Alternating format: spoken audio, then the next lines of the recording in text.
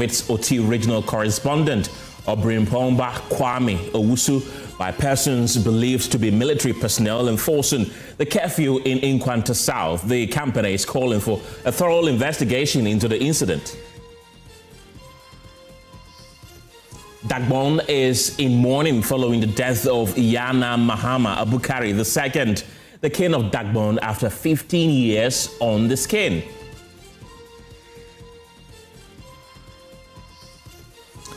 The latest of these and many other stories are coming up shortly. The pulse is brought to you by Defendril Cough Expectorant. Defendril, breathe easy, feel better. My name is Kenneth Gyasi. See you in a moment.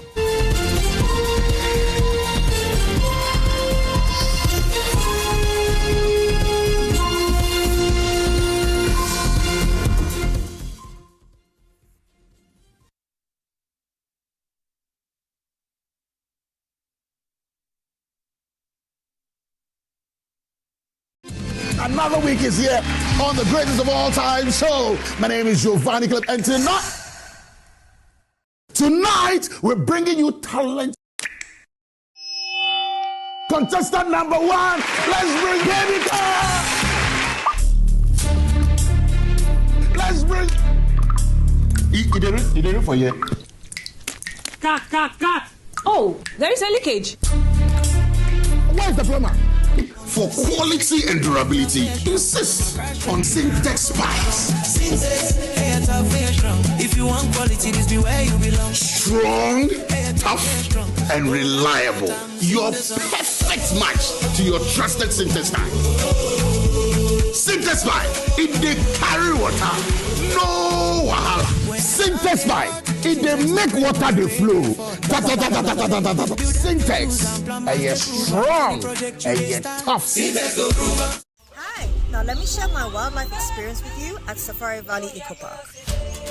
Welcome to Safari Valley Eco Park. Our electric shuttle pulled up, and in no time our tour began. We were surrounded by wildlife from the moment we entered the Eco Park. We were greeted by experienced tour guides who took us through orientation and how to better enjoy the experience. Watch these animals roam freely in their natural habitat undisturbed by our presence. We saw zebras, sable antelope, brown cranes, mara, silky chicken, nyalas, Shetland ponies, and so many animals I just couldn't keep up. Our tour guides taught us so much about the wildlife, their behavior, and how to interact with them.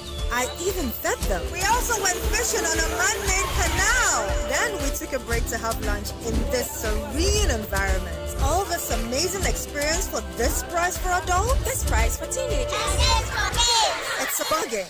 As the sun began to set, it was time to go back home, but not before dinner by the campfire. It's been a thrill of a lifetime, and I can't wait till my next visit. Safari Valley Eco Park, bringing you closer to nature. Hello, my name is Pamela from Customer Service. Please revalidate your account by texting your Ghana card number to 0500,000 247. Hey, Abili, wabedim. Madam, give me the numbers behind your ATM card. I'm calling from the head office. An email was delivered across to our customers this morning. Confirm if this is your bank account 100,100,100. Thanks for sending your bank card details. Send the OTP now to avoid cancellation.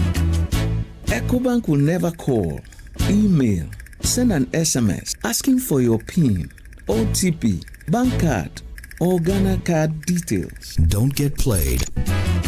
EcoBank, the Pan-African Bank.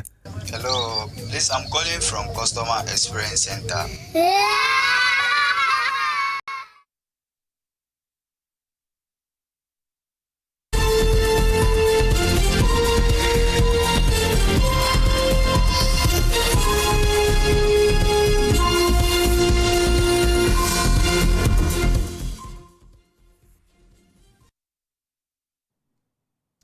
Welcome to the program. Lawyers for Dennis Miracles Aboagye are currently in negotiations with the Economic and Organized Crime Office, EOCO, to secure his release.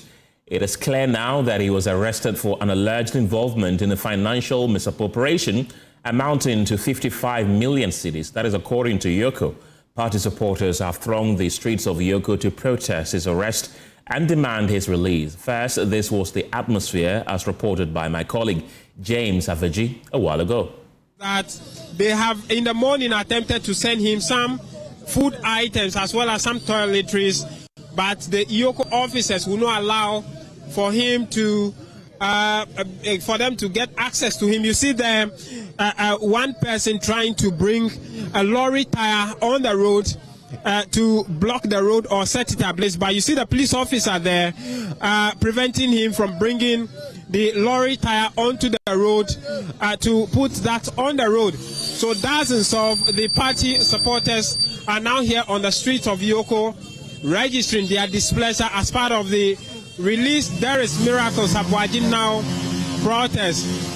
You see the officer there trying to prevent them still from bringing the tires. Another person here is sending in a motorbike tire to the road, but the police officer there trying to calm him down, asking him politely to send back the motorbike tire from the road. But you see some of them still on their motorbikes parked on the road, in the median of the road, as well as other parts of the road, cladded in red armbands on their head and on their wrist as part of the displaying their displeasure over the continuous arrest of Dennis Miracles Aboagye. And so this is how the streets look like. This is how the street is looking like. Let's get to speak to some of them who are currently here. Boss, let's know you. Can I assume that you are the leader for the support? Yes, I am a member of the National Communications team as well. My name is Benjamin Jiwapia, Bengazi. Why did it take you guys so long to come? The scheduled time was 7 a.m. Well, you see, when we had when we heard the news yesterday, we were trying to gather our base. And in fact, these are the supporters of Miracles Aboagye. In fact, what is happening in our country is very sad. And that is why we are coming out in our numbers to make sure that at the end of the day, we see Miracle with us. If we don't see Miracles with us, there's going to be a lot of, destruction of the road. I'm sure that the demand is for his release. Yes. What have you been hearing from the other leadership of the party with regards to his arrest, his current condition, and access to lawyers? In fact, this morning when I spoke to a very close associate of Miracles, Goodfellow had already told me that he had come to EOCO and that the lawyers were working on his bail conditions. So as we speak, we just want to make sure, because we have seen enough precedent where people are kept in prison or in cell custody for more than 48 hours. As I speak to now, this morning I had a chance to speak to Miracle's wife. He says Miracle is on medication. That is our fear. That is our fear, that they release him on time. We've seen the likes of Abronya and others being in custody for over 3 days, 4 days, some up to 7 days and others. So that's our fear. We are pleading with the president to talk to Raymond Acha to release Miracles Aboagye for us. That is all that we are asking for. If by close of day, if we do not hear anything, our demonstration will continue, our protest will continue to when we see Miracles finally with us. Okay, but I'm sure the request of the police so that they can get this under control is that your boys should not bring the tires onto the road. I hope you talk to them. Well, I'll talk to the guys. Okay. In fact, this is not a safe situation, but I'll talk to them. I'll do my best to manage the situation. You see the numbers that we came in with. All that we are asking is that Mr. President should act. There's been enough precedent where people are being kept without, within the lawful mandate that they are supposed to be out. That's all that we are asking. What's your name again? Benjamin Jiwapia. My name is, I'm a member of the MPP Communications team. Benjamin. Friend of Miracles as well. Thank you, Benjamin. And he identifies himself as a member of the National Communications team of the NPP, who's been speaking to us and said he is leading the rest of the team as the police continue to urge them to leave the road and also take off the lorry tires as well as the motorbike tires that they were trying to bring onto the road. One lane of the road, as you can see, has been cleared. Some few minutes ago, they had taken over the 2 lanes, but the police have been able to get them onto the one side of the road, one carriage of the road now, to allow for traffic to flow at the other side of the road. What's the update now? Are the officers, the leaders of the party coming? And so I'll come back to stay with me, but they've been able to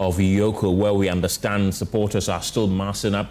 James Aboagye is joining me for the very latest. James, what more can you tell us? Has he finally been released?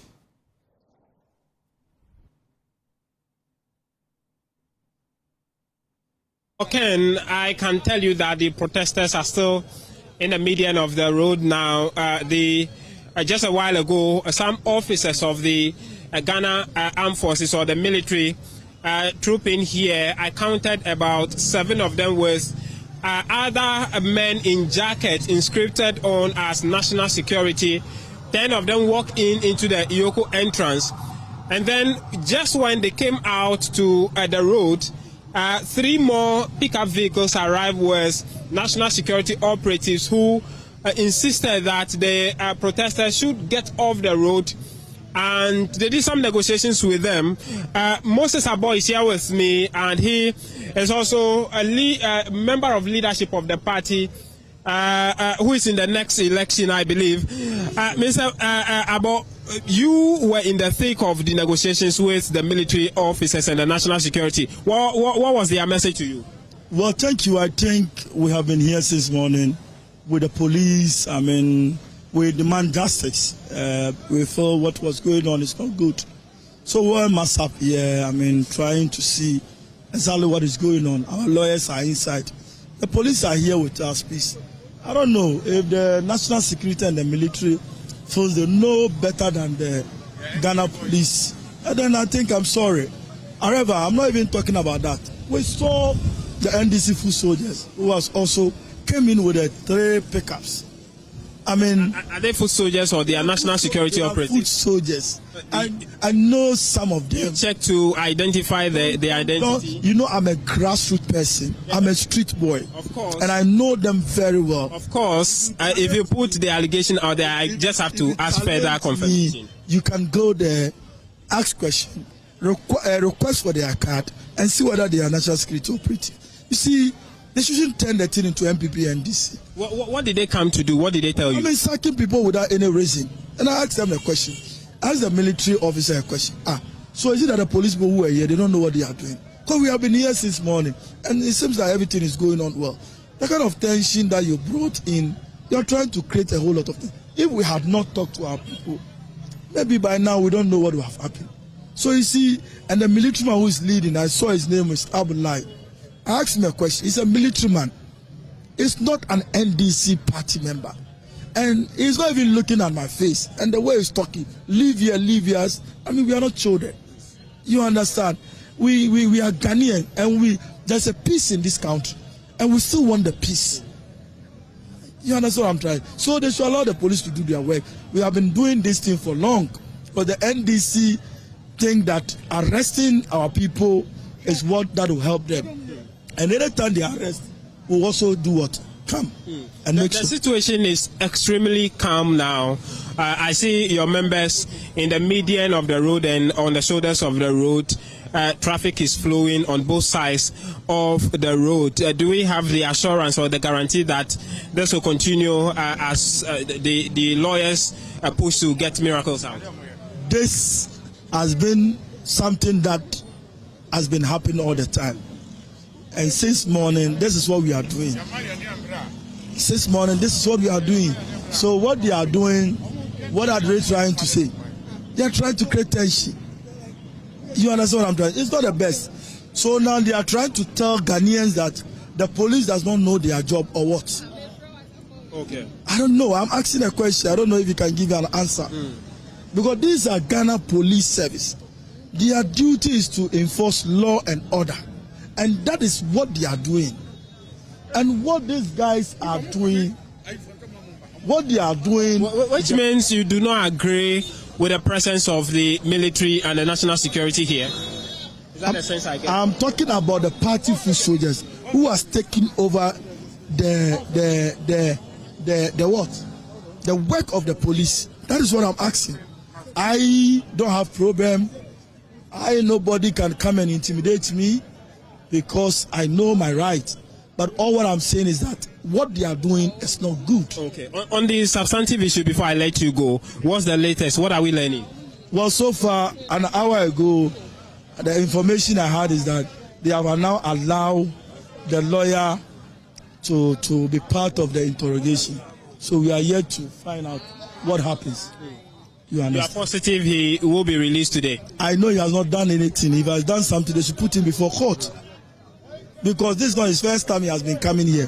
Why do you wait for him to travel whilst he's coming down before you will arrest him? That is not fair. Thank you. Let me end here and continue with Mr. Tete. But thank you. You just arrived to the scene. What do you make of what you've seen so far?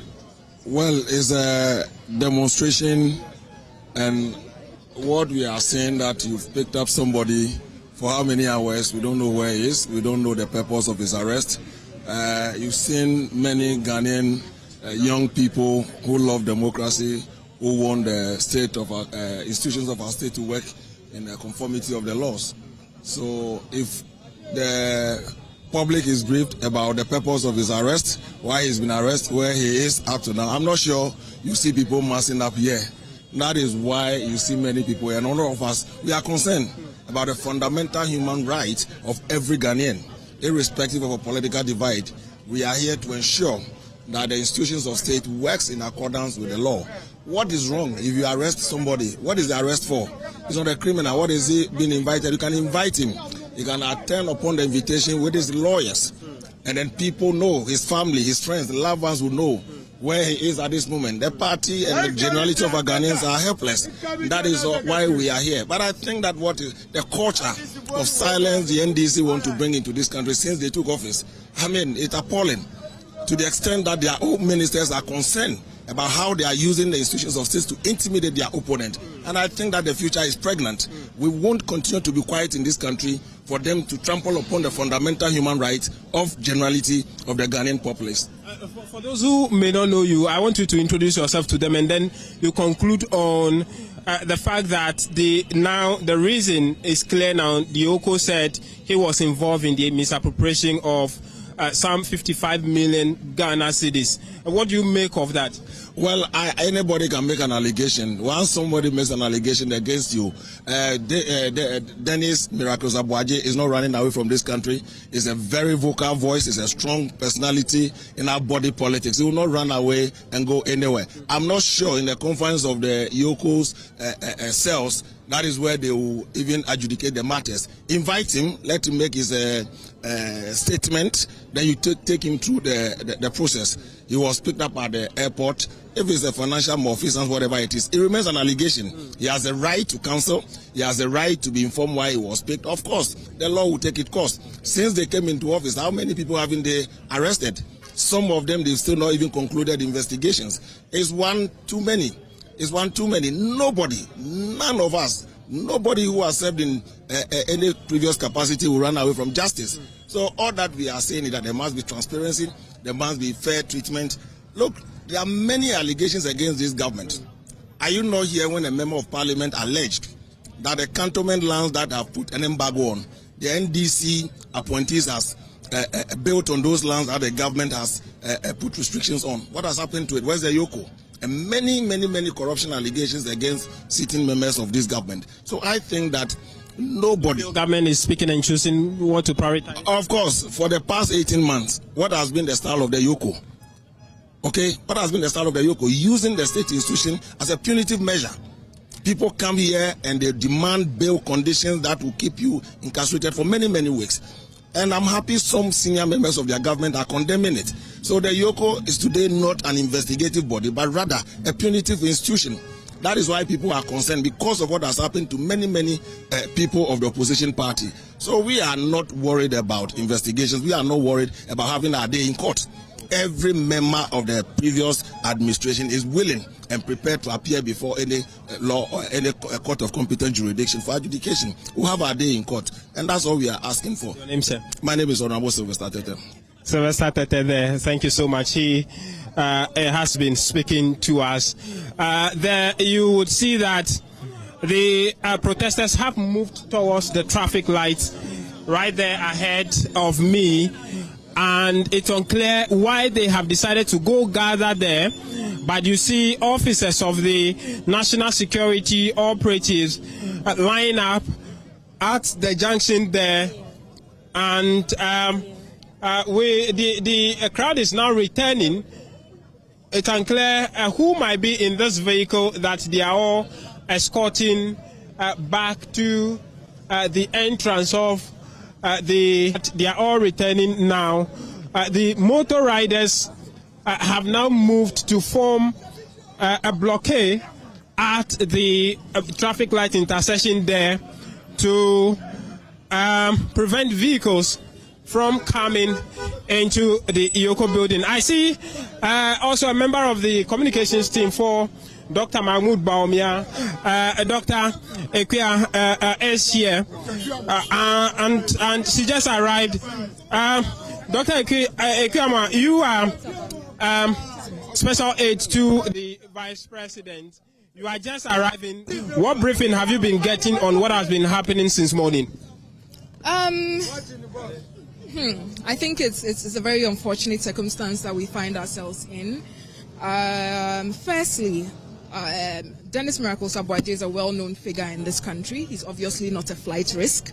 There was no need for that Rambo-style arrest that he was subjected to upon his arrival into this country. Indeed, I believe he left this country somewhere on Monday for a brief trip to the United Kingdom.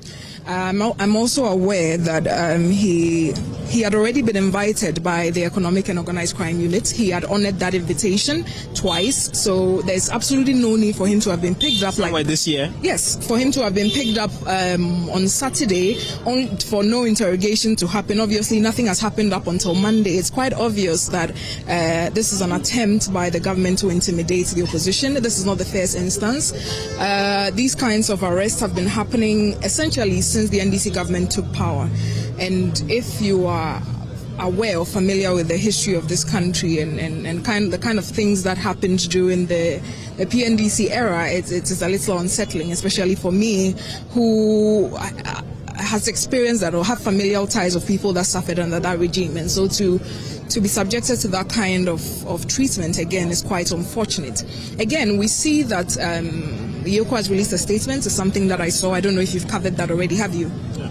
Yes, and there seems to be an attempt to link two situations that, by the information I have from his lawyers, have no link to each other. So, if aside from what we see publicly is a statement which says he was arrested for alleged misappropriation of some 55 million Ghana cedis, what else do we know?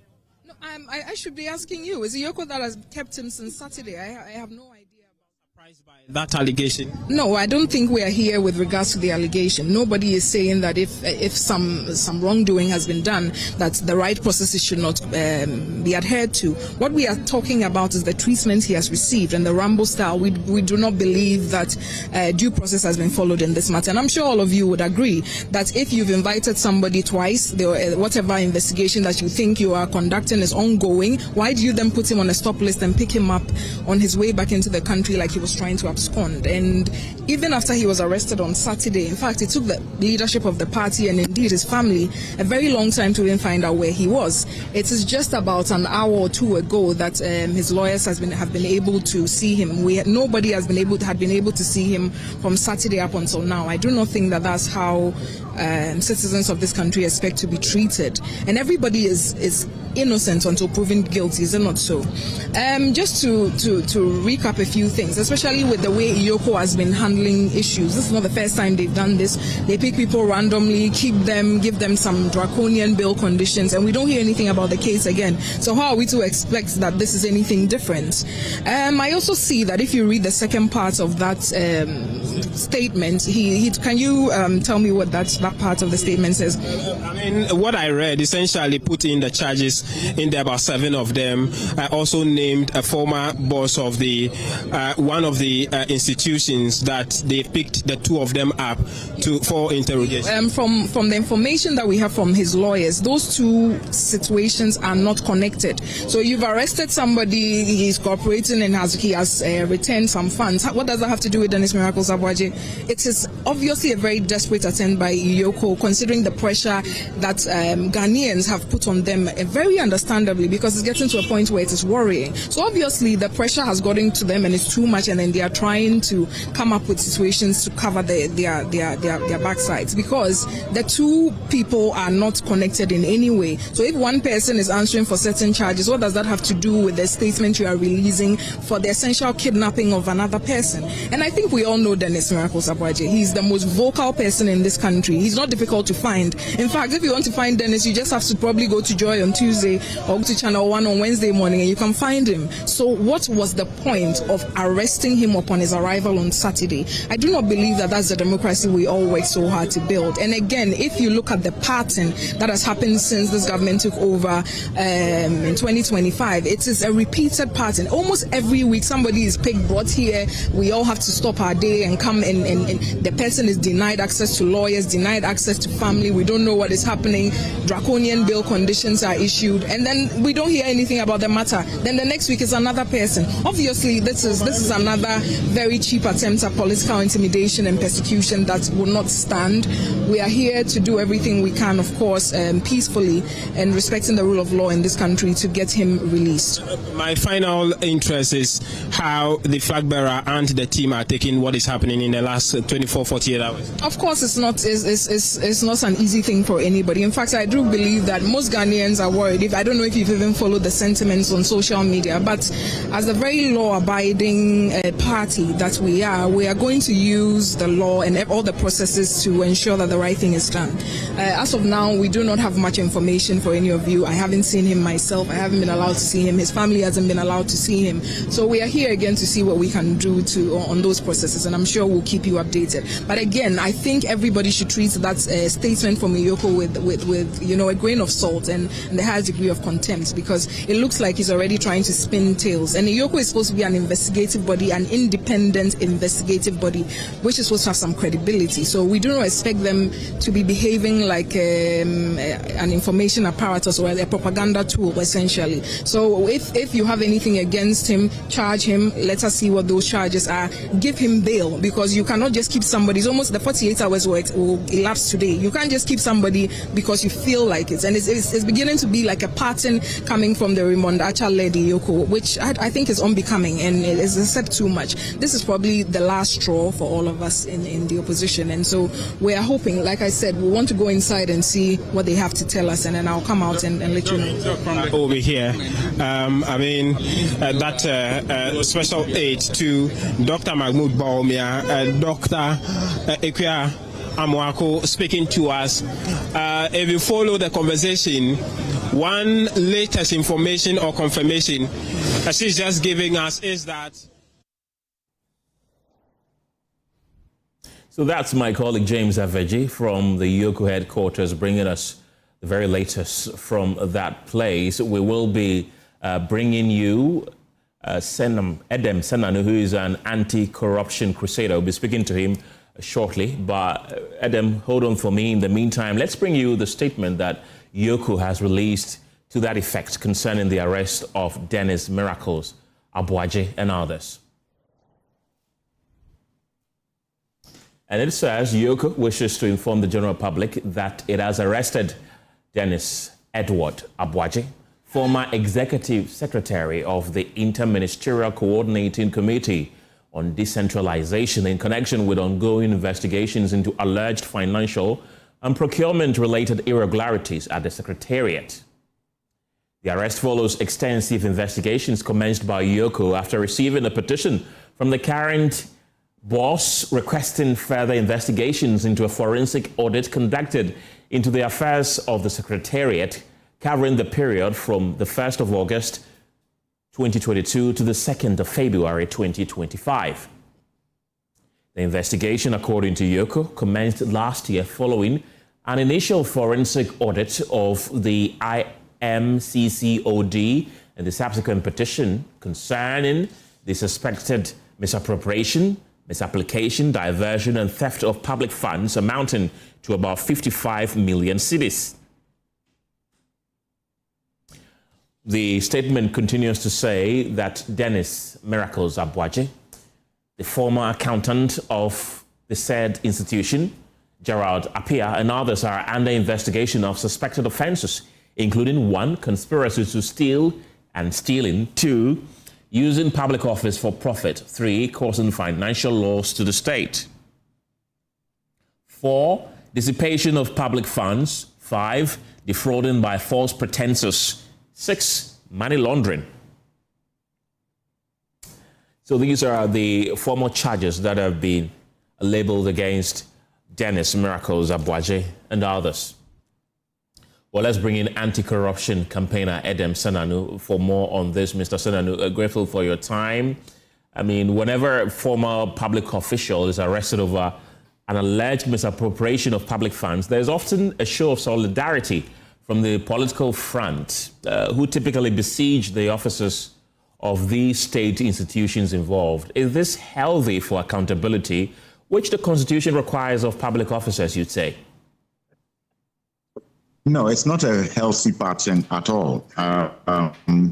Indeed, what it does is to weaken the capacity of the institutions of state that are investigating to focus on core matters. And it turns these investigations into a political partisan kind of, initiative where we are not focused on ensuring that everybody is equal before the law, and that party interest or self-interest are not raised above the interest of the state. And I think both parties are guilty of this kind of activity, which does not project or, as it were, contribute to development. So, no, it is not healthy. In my view, these are things that we should ensure that the political parties understand this is not the way to go. If there's an investigation, it's a factual one, the evidence has been provided, then let's allow the processes of the law to continue to a point where it is clear that there's nothing tangible, and then all of us can raise our voices and say, this one is not on. Well, according to the EOCO statement, he has been under investigation for more than a year. People are questioning the style of arrest. He was returning from London and then was bundled at the airport together with the immigration officers. Is this the right way to apprehend somebody who has been under investigation for more than a year? I don't know whether there's a right or wrong way for arresting people.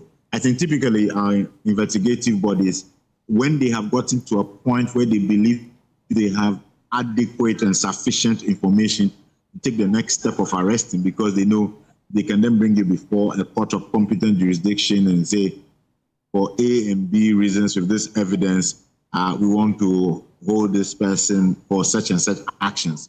Then they get into an arrest. I'm not quite sure for the ordinary citizen, it would matter whether you're in the market or you're in the church or you're on your way to travel to Mozambique or your way back from the USA. And indeed, in the past, those situations, if I remember right, there's a point where, what's his name? I think it was Chachu Chikata who was arrested in church or something like that. So I don't know whether we want to, as it were, determine a way in which political activists should arrest. Otherwise, important is that if there has been a breach of his personal rights through the process, that is something that his lawyer should take up. But otherwise, I in my mind, the right way is simply don't abuse his rights. Make sure that when you've gotten the evidence that accrues to the point where you are clear in your mind that something untoward has happened, a law has been breached, then you conduct the arrest. And how do you think this arrest will help in our fight against corruption? Well, I think it's early days yet. I am honestly reading the information. I seem to remember, because I've done some work with IMCC and decentralization. Okay. And I do know there were some concerns about what have happened over the last 5 years. What happened to some resources that had been raised for various activities, and how much of those activities were actually executed. Kind of like the World Bank funding for, we're looking at the drainage and other sanitation systems that we've been concerned about. So I think people should pause. Let's wait till the facts come out, because at the back of my mind, was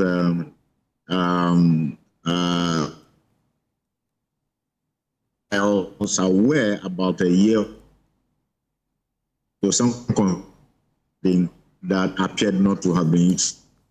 IMC. From where I think that we should be cautious that some has happened or not. We've seen this before. We've seen this film before where a former political appointee is arrested by EOCO, detained. You see people massing up there. It turns very political, and it appears that it goes under the radar for a while. Do you see something of a similar nature happening? Do you think that the politics that have started interfering in this particular arrest will perhaps let law enforcers tone down a bit and not deal with the matter as they are supposed to?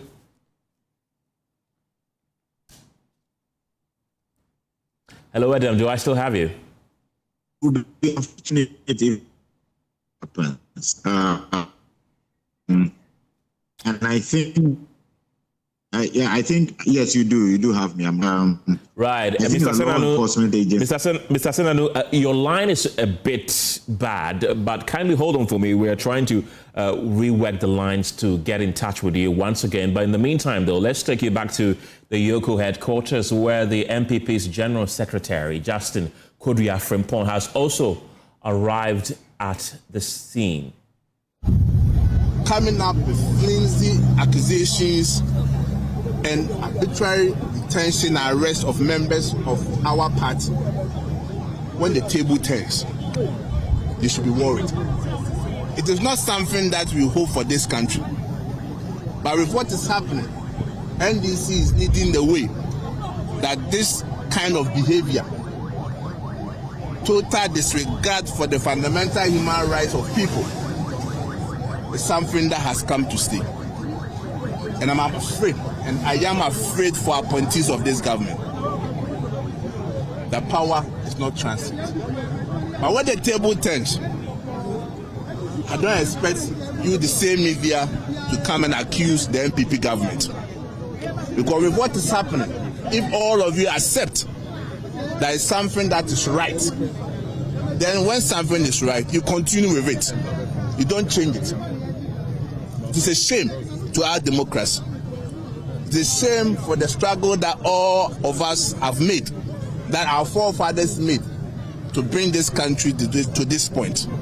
That the NDC government, under His Excellency John Mahama, want to take us backwards. But we know that with all that is happening, there is a hidden agenda, an attempt to divert attention from what the president is seeking to do by seeking for a third term as president. He doesn't want Ghanaians to talk about it. He doesn't want Ghanaians to comment about it. So therefore, let's throw in something that will divert attention. But Mr. President, you cannot be Mobutu Sese Seko of Ghana. You cannot be Idi Amin of Ghana. The constitution is clear. 2 terms is 2 terms. So it's not these antics that will take our mind from what the government wants to do by extending the tenure of the president. So if this is what they think they can do to divert attention, then they have failed. They have failed woefully. The New Patriotic Party is a strong party. We have men who are very resilient. They are men who will not be coerced by all these tactics of intimidation. And I can assure you that we shall bounce back in 2028. But when the tables turn, appointees of this government should be very worried. Thank you. So do we know? I'm just interested. Where has the negotiation reached? Will it be well, as it stands now, the even interrogation has not started. Interrogation has not even started. From Saturday that he was detained up to date, there has not been any interrogation. So the question you ask yourself, then what was the purpose? What was the need of keeping him in custody from Saturday to today? What are they seeking to achieve? What are they seeking to achieve? And the sad thing is, all issues that are happening, all the arbitrary arrest detention is happening at EOCO. Where are the other state institutions? Where are other state institutions? You keep a man from Saturday evening. You deny him access to his lawyers. And today is Monday. Very soon the 48 hours will elapse. Then we will take the next line of action. That doesn't mean we are likely to get him a bail today. Well, I think it's Roman Acha. He's the one keeping. They issued a statement earlier that they will grant him bail. At what time? Did they indicate the time they were going to grant him bail? It's a shame.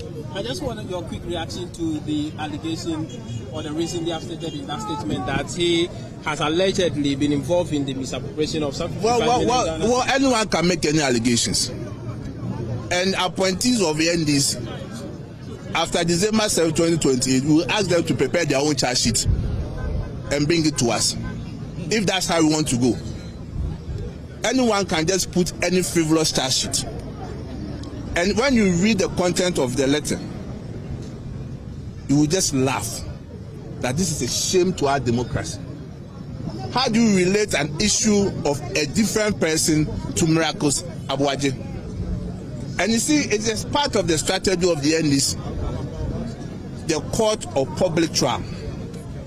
Let's throw things into outside for people to think that, oh, he has committed crime. That has been their modus operandi. That has been their style. Because there is no correlation between the person in their release and Miracles Aboagye's issue that they are even alleging. If they feel that Miracles has committed any crime, the best approach is to arraign him before a court of competent jurisdiction. Not this kind of Rambo-style behavior. Not this kind of archaic behavior. We've passed that as a country. And like I said, power is transient. Remember that power is transient. Thank you very much. The General Secretary for the New Patriotic Party, Justin Kodua Frimpong there, speaking to, giving us some updates from the negotiations that's been happening. Key issues he's been telling us is that the negotiations are still ongoing and that as we speak, the interrogations are even yet to start at the EOCO head office, which creates the impression that. Well, that's my colleague James Aveji there, who spoke a while ago to the General Secretary of the Opposition MPP, Justin Kodua Frimpong. I still have Edem Senanu on the line with me to continue the conversation. He's an anti-corruption crusader. Edem, you've been listening to the MPP's chief scribe. Are you convinced by what he alleges? I think he does have some valid points. I think that both sides of the divide need to treat each other with decorum. So if Miracles was coming in on a Saturday, which is a weekend, and it was clear that he would not be afforded access to lawyers, etc. What prevented us from waiting till Monday? And I only say this because we don't want a tit-for-tat kind of situation where it takes away from the substantive issues. He should just have waited for Monday where he has his lawyers, everything. And so the due process follows, and then we don't get distracted by claims that this was an intentional abuse of his human rights, etc. I think that both parties need to come up with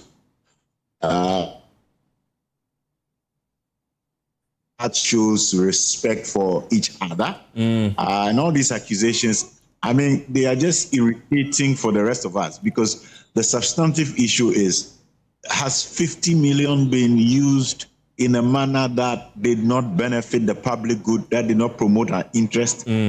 Is there clear evidence that that money was siphoned or diverted? Where is that evidence? And if so, what are the remedies? So, in my mind, at the moment we are just dealing with the, the frills, the things that don't matter. hopefully, if EOCO itself is so minded, we ought to see the substantive facts out there to demonstrate that this is not just another witch hunt. Either way, I think that institutions of state should be left to do their work. And I think that the political parties massing up at state institutions does not help the promotion of the rule of law in our country. But Adam, some would also argue that the state institutions do not fail to work on weekends. They work throughout the day. And in fact, a while ago, you did mention that where he was arrested doesn't matter because somebody was even arrested in church. So others will also beg to differ with your assertion right now.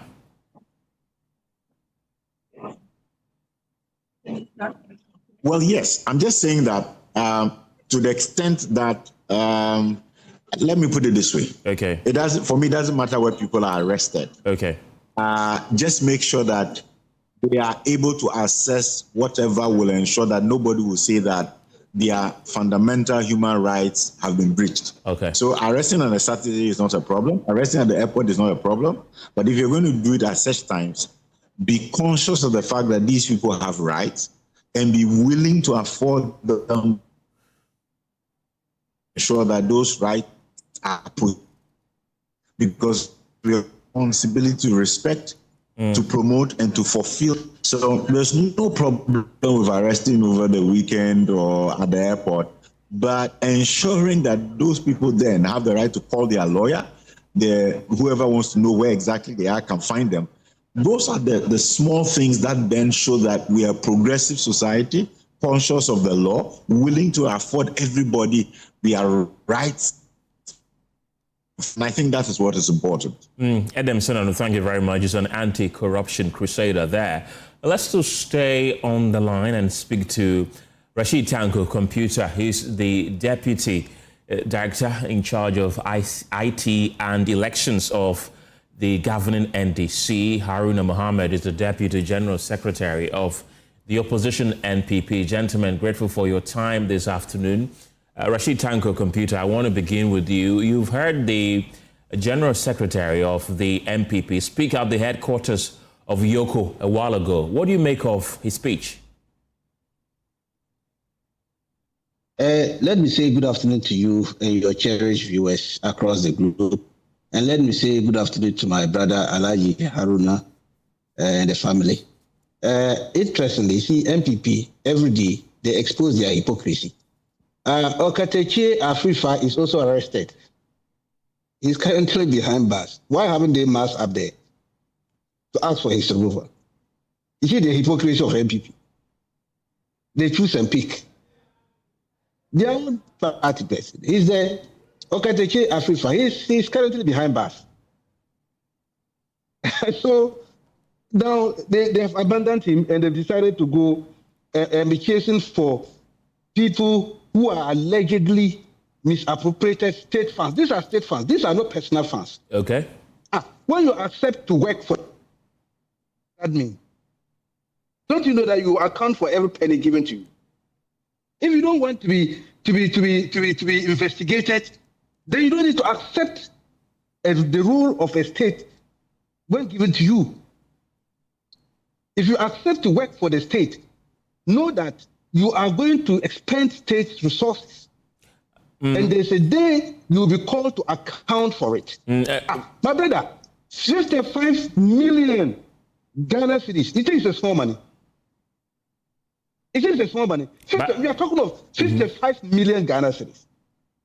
What are these people talking about? But Rashid, the MPP has not said that they do not want Dennis Miracles Aboagye investigated. In fact, they have said that he was complying with investigation. EOCO's press statement also said that he was under investigation for at least the past 1 year. Their concern is the manner in which he was arrested on his way to the country from a trip abroad, when he wasn't a flight risk, when he wasn't dodging investigation.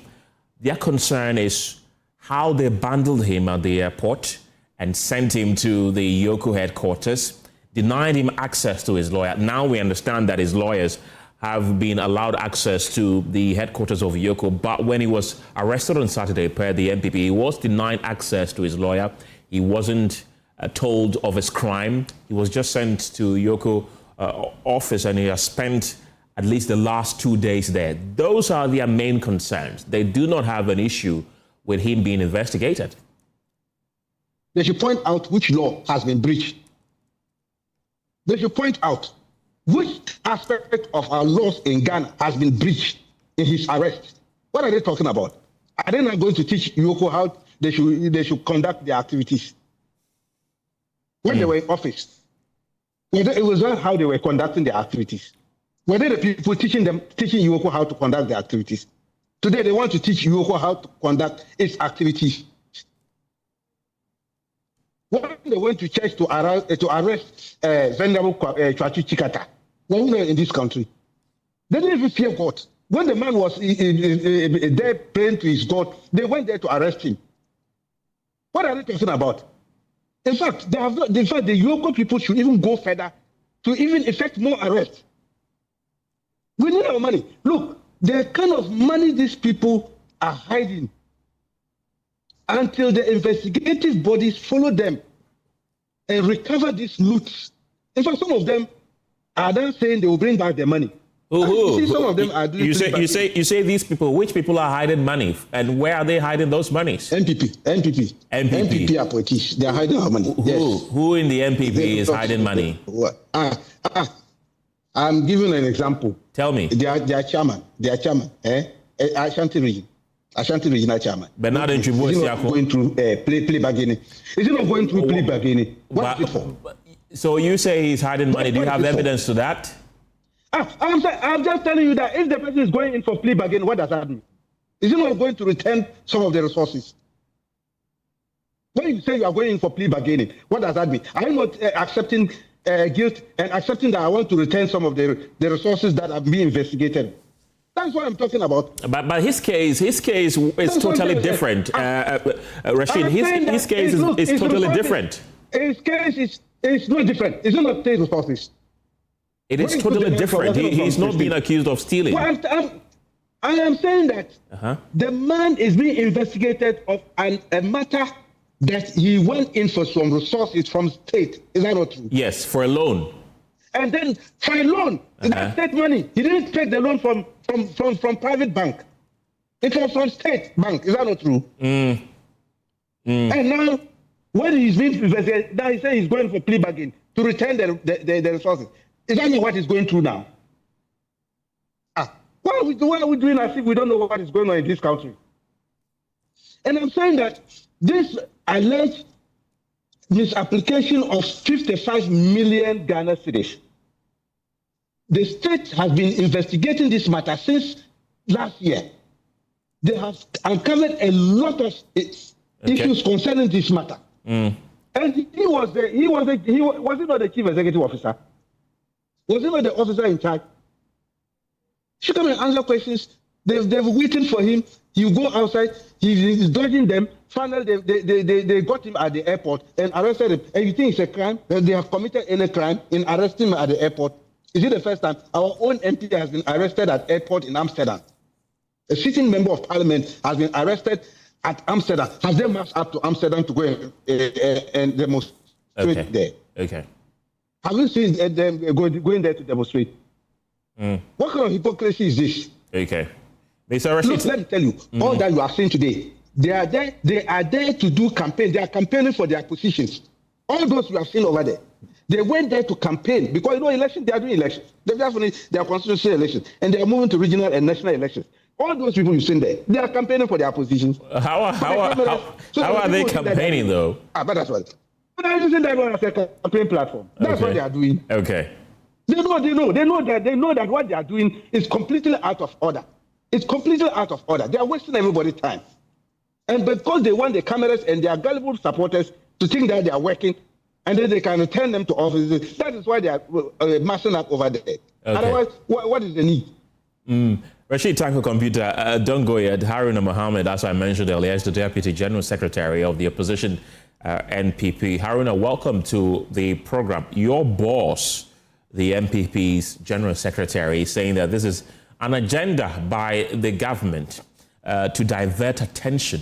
He says, and I'm quoting him, a secret agenda by President John Mahama for his bid to run for a third term. Really, where did that come from? Kenneth, I will say good afternoon to your cherished viewers and your followers and others who are listening to you over other social media handles. I think that the good lawyer Justin Kodjo has nailed this right. You know, the president has failed. He has failed the people of Ghana abysmally, and now he doesn't know what he's going to hold on to. His party has completely rejected the third term bid, and they dared him in that particular instance. He's using a backdoor because the Constitutional Review Committee has also turned its back on the third term. So it is left with them to do machinations to get some of these things gone through. So whereas people are going to court for that to be discussed and be made public, then let's go after fishing expedition based on the settings that they have begun. So the settings that they have been doing, that is what they have come, because EOCO, as we see, is not a detention ground. EOCO is supposed to be a fact-finding and sending people to court to ensure that we are able to collect money that has been misappropriated. But in this particular circumstances in this government, EOCO has been turned into a detention ground. It has been used as one of their vehicles to intimidate political opponents, and that has been the order of the day. So my boss wouldn't have put it in any other better way than to nail the thing on the head of the NCC attitudes and how they have been doing or performing their activities with respect to what they do to the people of the New Patriotic Party. Series of cases you count, none of them is getting down in the court. I don't know whether they are interested in getting headlines or they are interested in recovery of money. That's quite interesting, though. And we've also been hearing, once again, from your boss who says that what the NDC is doing is engaging in the court of public trial. Do you think that this arrest of Dennis Miracles Aboagye is politically motivated, just like some are saying? You don't need even a researcher to tell you that his arrest is politically motivated. This is one individual who has spoken a lot about this government, the rot in this government, exposing gallantry activity, going to the side, also speaking to very critical issues of governance. This particular individual is very vociferous and is very factual when he's speaking on TV or radio.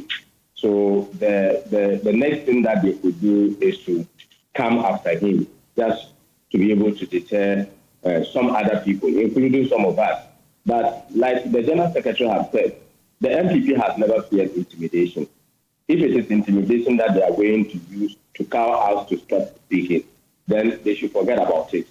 We have had our founding fathers who have laid the foundation of this party dying in prison, and that has never stopped the MPP from continuing where they stopped. And we can assure them that what they do, they can continue to do it, but every action has a limitation. And when the time comes, the NDC will definitely regret their current action whilst in government. Haruna, don't go here. Let me bring back Rashid Tanko. I just want to make some points for Mr. Rashid. Okay. He's talking about this particular case. And you know, Rashid is my brother.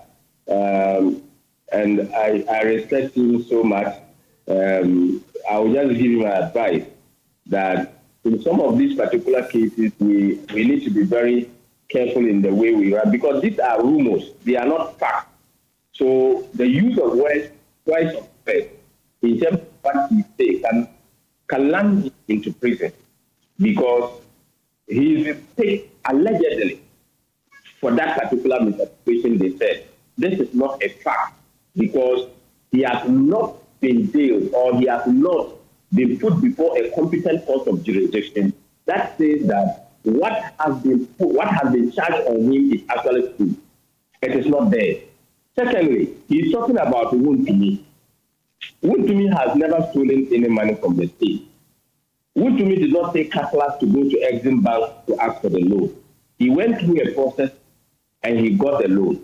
If he's not able to pay the loan within the stipulated period and the state is taking him to court, within our legal system, he has the right of plea bargain, which is not a criminal activity.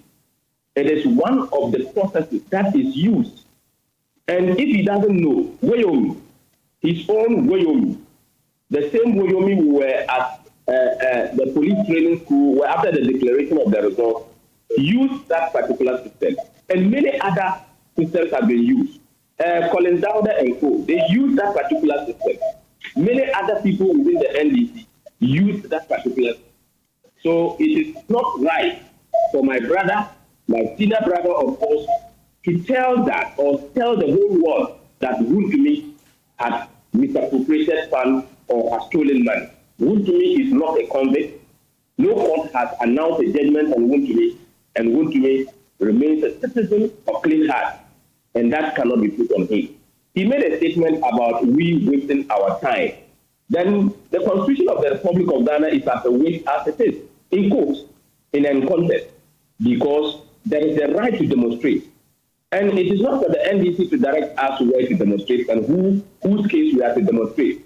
He's citing a member of parliament who have been arrested somewhere. He's not our member. He's not from the MPP. We are fighting for the members of the new Patriotic Party who have been unjustly treated. Right. He mentioned Okatachi Efrifa. Hello, Haruna. Yes, my boss is giving you a scenario of the number of hours. Okay. Very soon, the 48 hours will elapse, and he's asking about which law. I think it's about time we as political parties to know that power will leave, and we should be careful about how we do our payments. Haruna, don't go ahead. I still have Rashid Tanko Computer with me. He's the Deputy Director of IT and Elections with the governing NDC. Rashid, the MPP has already claimed that Dennis Miracles Aboagye is being targeted because of how vocal he is in critiquing the government, hence the reason to silence him.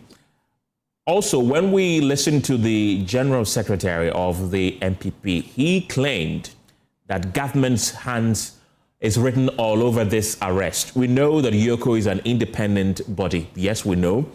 But how do you interpret these accusations that have been leveled against the government of Ghana?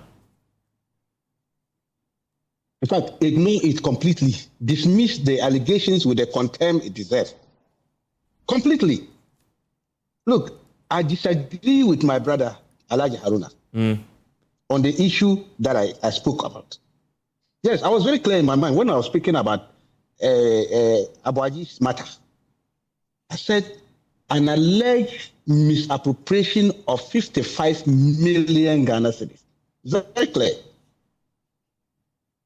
That is what they are investigating. The matter is on court. It's a big money. It's a big money. They are investigating that matter. That's why we use the word an alleged misapplication. He accepted to work for the state. The state allocated these resources for them for a purpose. Investigation is ongoing to find out how the money was being used. And yet, you must up and say they should release him because he's a party supporter. He's a party member. What signal are we sending out to our officers? Because you misbehave with state resources and your party, because you have party groups behind you, and they can come and fight for you. When you are asking him about Afrifa, have you going to remove Afrifa? Have you going to demonstrate to get Afrifa out? They are party person. He is vociferous. He has a platform. Okatachi Afrifa. He's all over the place. He ran the party down, left and down NDC, every day attacking John Dramani Mahama and the government. He went to disturb their old processes and he speaks. Today, they are silent about him. Nobody has even gone there. Wontumi, go and look at the charge sheet of Wontumi. Can't you see misrepresentation? What is misrepresentation? When somebody do a misrepresentation, do you know the meaning of that? False misrepresentation. You falsify documents. That is what the charge sheet is talking about. They've uncovered falsification of documents in order to qualify to get that loan. It's a criminal activity. Okay. And this is why the state was following up on the matter. And we are saying that, look, anybody who is found culpable of misbehavior with state resources, this government will not shield it. This government will make sure that we go after them and make sure that the state agencies will all the money. Look at the flood in Accra. We don't know the people talking about the flood issues in Accra. Do you know what this money could be used to do? If the state is able to uncover all these monies back, wouldn't they be used for the betterment of Ghanaians? Look, what they are doing is just campaigning. They are doing campaigns over there for elections and nothing else. And nothing else. This thing that they are talking about, they are all extraneous issues. It has no bearing whatsoever. There has no bearing whatsoever. What does the president got to do with this matter going on? Or what does NDC got to do with this matter? The state agencies are doing their work. They existed before we came into office, and they will continue to exist, and they will continue to function. The MPP is calling for the release of Dennis Miracles Aboagye now or be processed for court. Do you agree? Well, that's why he has lawyers. His lawyers are working over there with them. The EOCO too are there. Their officers there. They also have lawyers. Their lawyers will deal with the matter. It is not about the street hawking. What they are doing over there is street hawking. You see, they're talking, nobody is preventing you from demonstrating. But there are benchmarks. There are rules. You have to follow those processes before you are allowed to demonstrate. Nobody is stopping you from demonstrating. Even if you want to go and demonstrate at the Flagstaff House. In any case, the last time they went in the night and demonstrated at the Flagstaff House. Who prevented them? But you must satisfy certain conditions set up by the Constitution. You don't get up in the morning, just get up from mass people and say we are demonstrating. Who does that? That is lawlessness. This one is complete lawlessness. And I don't know why the security agencies are allowing them to do this kind of thing. It's complete. What do you want the security agencies to do? If people mass up illegally on the street, preventing traffic flow and other things, what is the duty of the security agents? Isn't it to clear them for traffic to flow? Look at what they are doing over there. Look at the footages. What they are doing over there. Look at the footages going on there. Is it the best thing for Ghanaians? Is that what the Constitution says you should do when you want to demonstrate? Tell me what they are doing. What are they doing? If you feel the conditions. No, what they are doing is unlawful organization. To organize themselves in the manner they did. It's unlawful. They are lawyers. You mean unlawful assembly? All those who spoke. Unlawful assembly. That is what I'm talking of. To organize themselves like that, illegal organization. Now I would describe as an illegal organization. It's unlawful. And they are lawyers. In fact, seasoned lawyers among them. They know this. They just want to test the strength of our security and the patience of the security service. Otherwise, why would they go this tangent? Tomorrow, if I also just get up and start mobilizing people and say, let's go and demonstrate at the MPP office because they are violating their rights as opposition political party. Is that how we should do in this country? Okay. That's not fair enough. We are saying that if they want to demonstrate, they should fulfill the conditions that allow them to demonstrate. They can demonstrate from morning up to evening.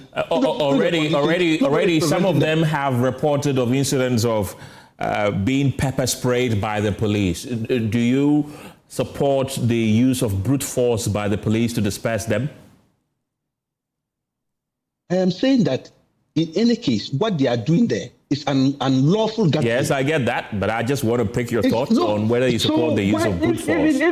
If it is unlawful gathering, and they are pushing threat to state security, right? Pedestrians and other things, they are attacking people over there. You expect the security agents to fold their arms because they are NPP people. Is that what you want them to do? Okay, Rashid Tanko Computer, don't go yet. I still have Haruna Mohammed with me. Haruna, I want to read again the suspected offences according to EOCO by Dennis Miracles Aboagye. These, again, are suspected offences according to EOCO. It says conspiracy to steal and stealing. 2, using public office for profit. 3, causing financial loss to the state. 4, dissipation of public funds. 5, defrauding by false pretenses. 6, money laundering. 7, there are actually more suspected offenses, but these are the main offenses according to EOCO. But your General Secretary had the posture that Dennis Miracles Aboagye has seemingly committed no crime, and what is happening is that this is merely a politically motivated arrest, and that power is transient. And when the MPP comes, they will do to the NDC what the NDC is doing to them. Okay, Kenneth, let me repeat. He has not committed any crime. What has been put on the charge sheet remains a charge unverified, undetermined, not before any court. A basic one loss, a first year loss, will tell you that when you gather, you don't put it in the public. You go to court and justify your evidence. Are they trying the case in the public court of opinion? Are they interested in recovery, if it is true? Okay. Are they interested in getting justice? Are they interested in prosecution or persecution? These are the key questions you should be asking yourself. I think that it is one too many that the NDC is committing a lot of sacrilege in this country. And they think that Ghana will just be sitting like this and waiting for them. Anything that will happen in this country, for any blood to be lost, will be put on the head of His Excellency, the President of the Republic of Ghana. People should be guided the way they say. And people should be minded that the jackknife has two sides. When it cuts at the other side, it will cut at the other side too. Even for 100 years, the NDC will never be in power. We pray for long life. And Remuacha is still young. I pray that God will give him good health to meet Dr. Bawumia's government. Nobody will tell you that accountability will certainly set in place, and crime has no expiry date. Even the first term of John Mohammed's crime can still be revisited. But Kenneth, what people of Ghana forget is that when Mr. Mahama was the President of the Republic of Ghana in the first term, guinea fowls flied away from Ghana to Burkina Faso. It's a record that this has been there, and everybody knows. Trees were drying even at the riverside under his government. Today, they have reported to us that they have chopped all of them.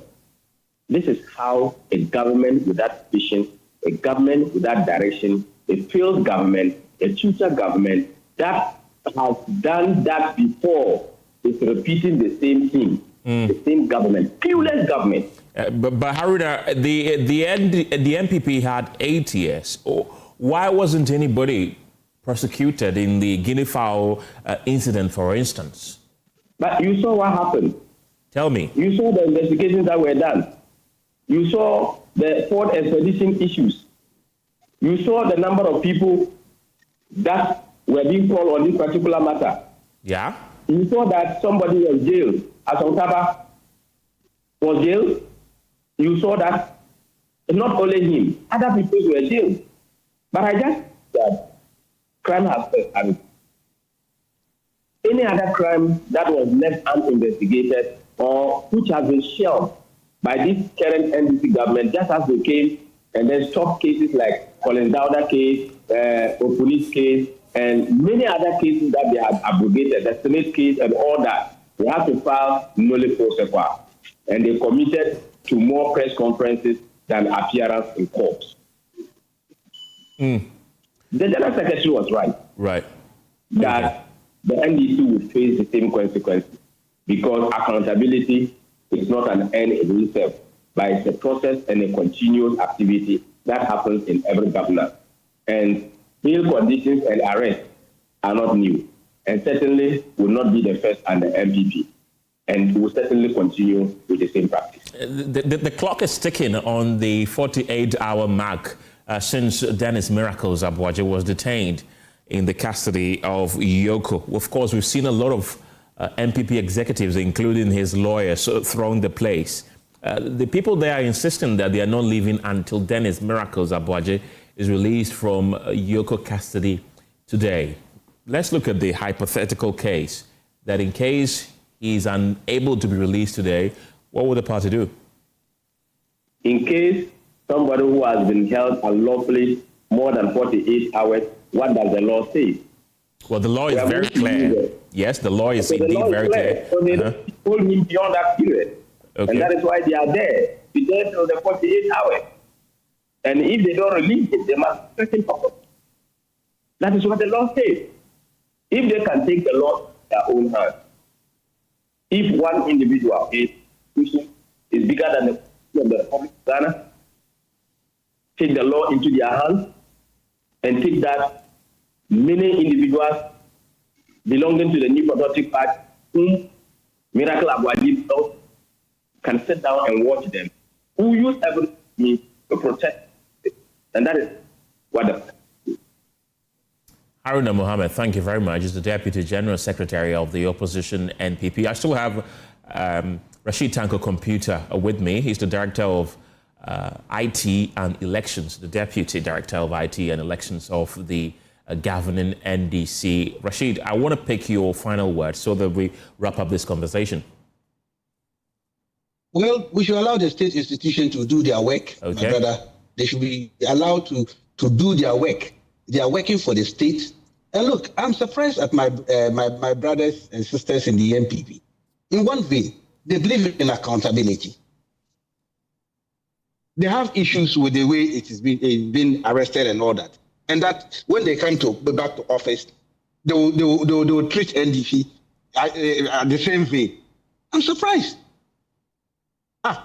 If you think you are waiting for NDC to lose power, so that you treat us the way you are being treated now, then it means you also believe in what we are doing right now. It means they believe in it. They believe in the process. That look, people must be accountable to whatever was given to them. That is what we're talking about.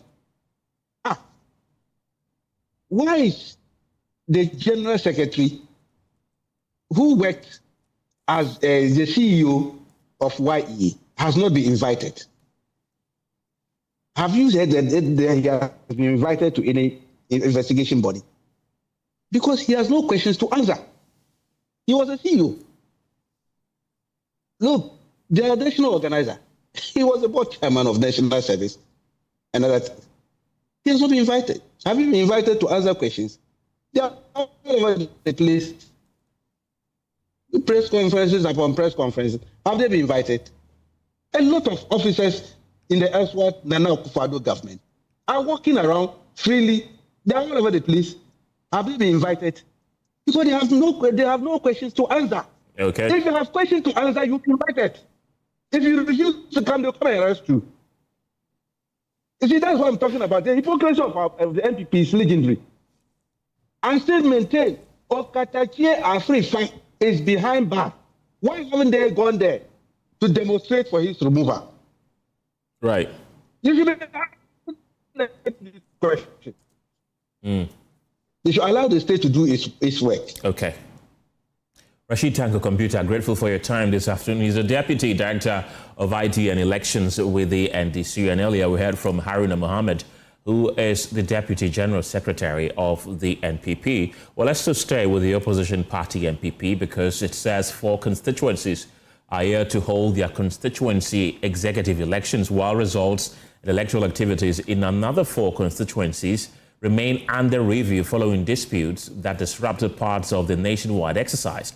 According to an update from the party's National Secretariat, constituency executive elections were successfully conducted in 245 of its 276 constituencies, representing more than 88% completion rate. However, elections in 23 constituencies were suspended due to various disputes with Bantama and Efija-Sechere. Among the areas where arrests were recorded. My colleague Nana Boakye-Adam has more in this report. The New Patriotic Party has announced that its National Steering Committee will review election activities in 4 constituencies in the Ashanti region, including Efija-Sechere East, Adansia-Sokwa, Bantama and Asante-Achem Central, following reported disputes and incidents during the electoral process. Among the constituencies attracting significant attention is Bantama, where disturbances disrupted the electoral process, with 3 arrests made, prompting the party to refer the matter to the National Steering Committee for further assessment.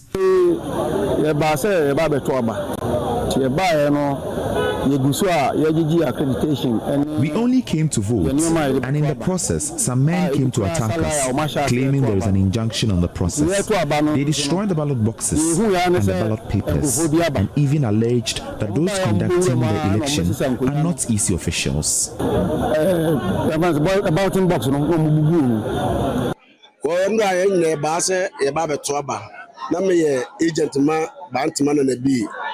We don't know friend and be on an agent. Name was thrown.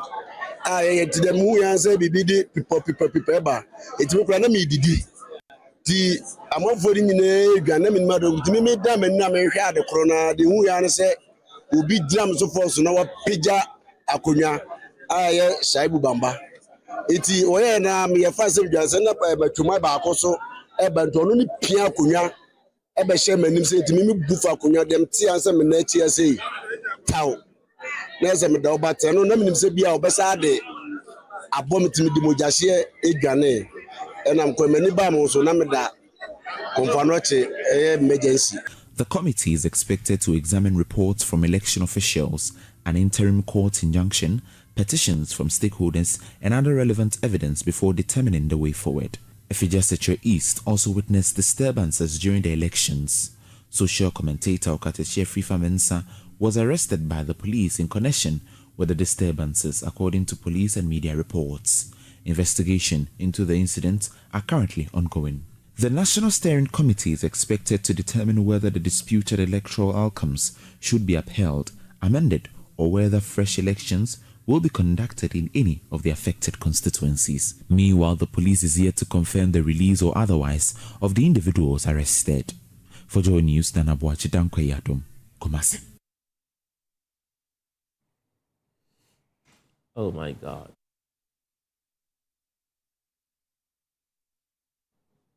Less than 2 years after its commissioning, the $91 million 3-tier Tema motorway interchange is rapidly deteriorated into a symbol of neglect. Once hailed as the landmark infrastructure project for Ghana's port city, sections of the facility have been overtaken by refuse, overgrown weeds, and widespread open defecation. Tricycle waste collectors now use parts of the interchange as an illegal dumping ground where poor sanitation continues to degrade the area. My colleague Carlos Coloni visited the area and reports that without urgent intervention, the stretch from the interchange to the Kpong barrier could soon become the new landfill site for waste collectors. This is the Tema motorway interchange, which was commissioned less than 24 months ago. In fact, it was commissioned on the 2nd of December 2024 by former President Nana Dankwa Akufo-Addo. And on the day of the commissioning, I happened to be here. The entire place was clean and littered with beautiful paintings and all of that. Now, less than 24 months after its commissioning, this is the state of the very ground that former President Nana Dankwa Akufo-Addo stood to commission the $91 million facility, which is a 3-tier interchange which connects the Akosombo N2 and also linked to the N1 and also connects to Ghana's biggest port. I'm talking about the Tema port.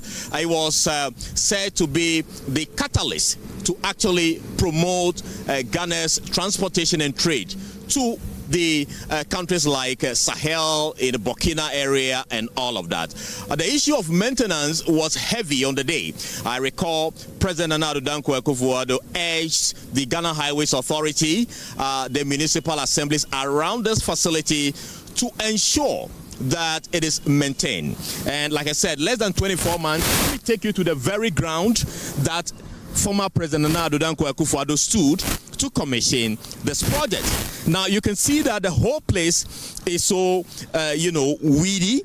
It's overgrown with weeds, and it makes it difficult to even go through to actually access where the first gentleman of the land at the time stood to actually commission this $91 million facility. So on the day, this was the very spot where former President Nana Addo Dankwa Akufo-Addo stood to commission the project.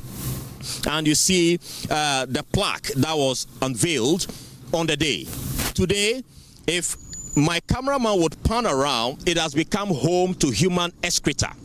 All over the place, we have to hold our breath to be able to take this particular shot that you are seeing. You would have to bear with us with the kind of shot you are seeing on the television. We need to tell you this story so you can really appreciate how this $91 million facility, which came through a Japanese grant and other arrangement, has been left to rot by the Ghana Highways Authority, who primarily are the owners of this facility. Because of lack of maintenance of this $91 million facility.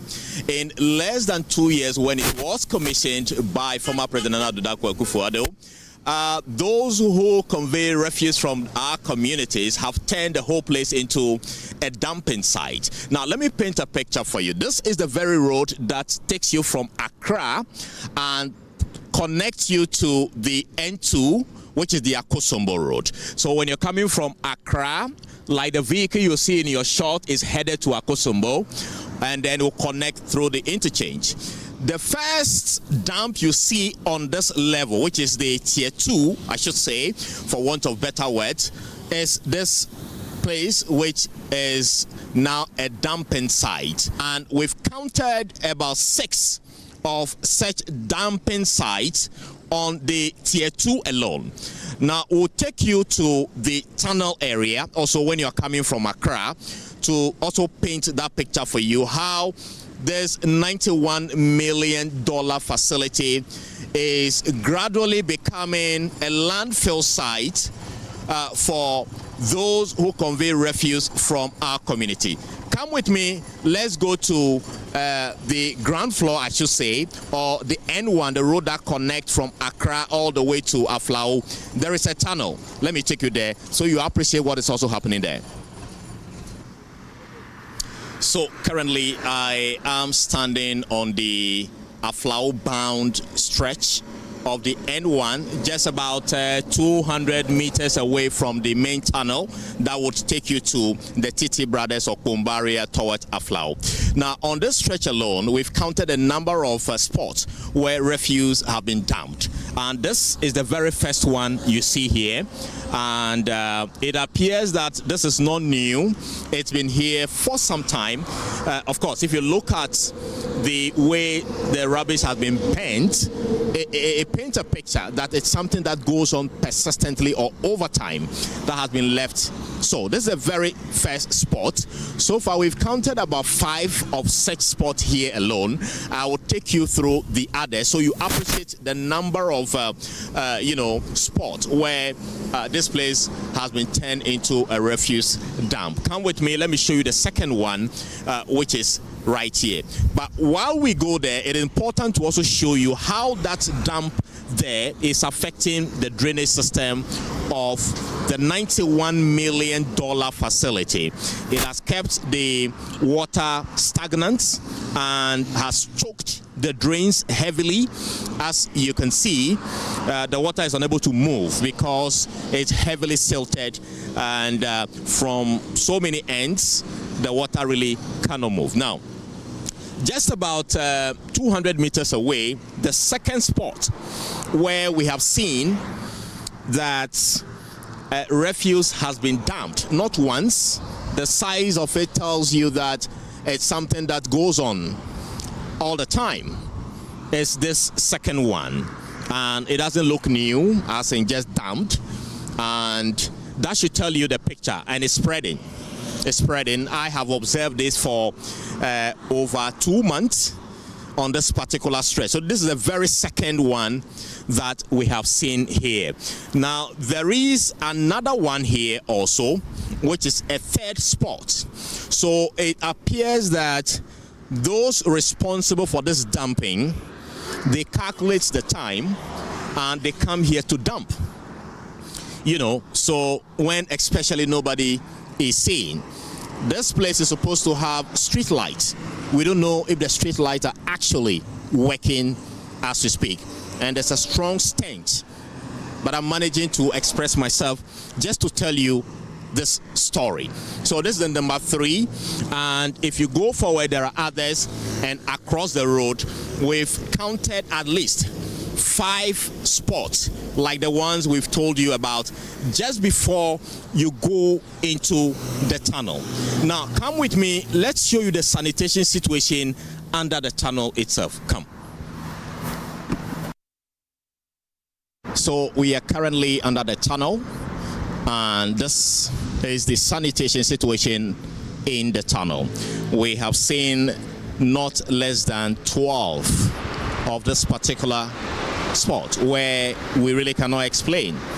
But we've also seen some mentally challenged people who now feed on the refuse dump up there.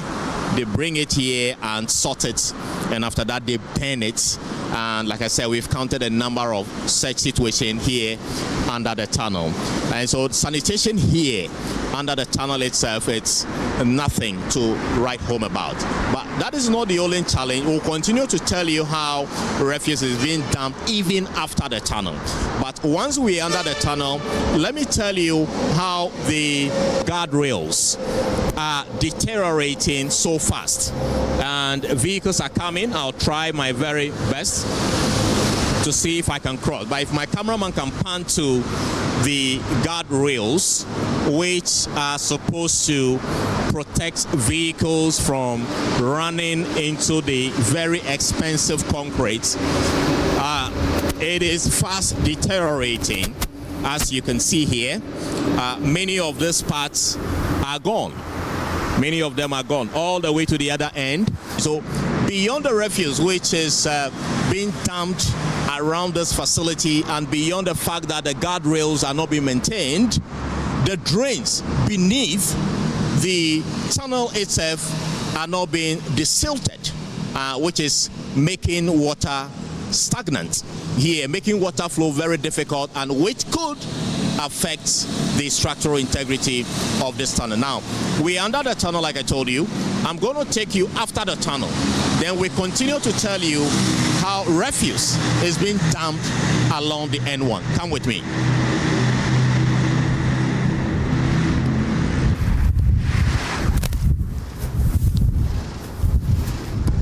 We've gone through the tunnel, and finally we've come out of the tunnel on the Aflao-bound stretch of the N1. Now, less than 100 meters away from the tunnel, the first dump site we've seen is this one.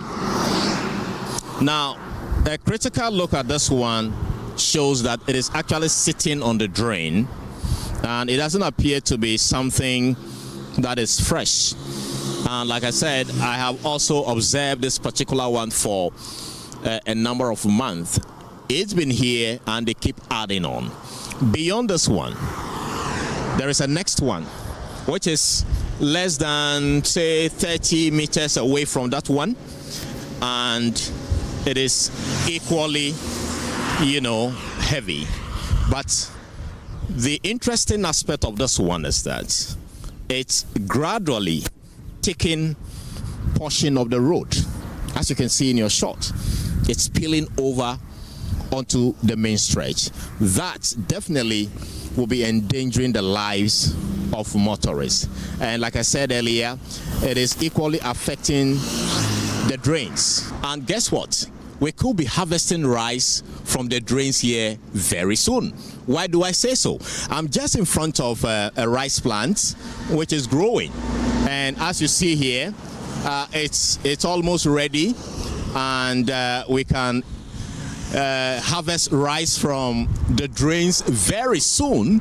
And I don't know if it's rather the time for us to now turn these drains into a rice farm. But that's how bad the situation is here at the Tema Motorway Interchange. Let's continue the journey. Well, the tricycle you see here is heavily loaded with refuse, and it's been here for over 3 weeks.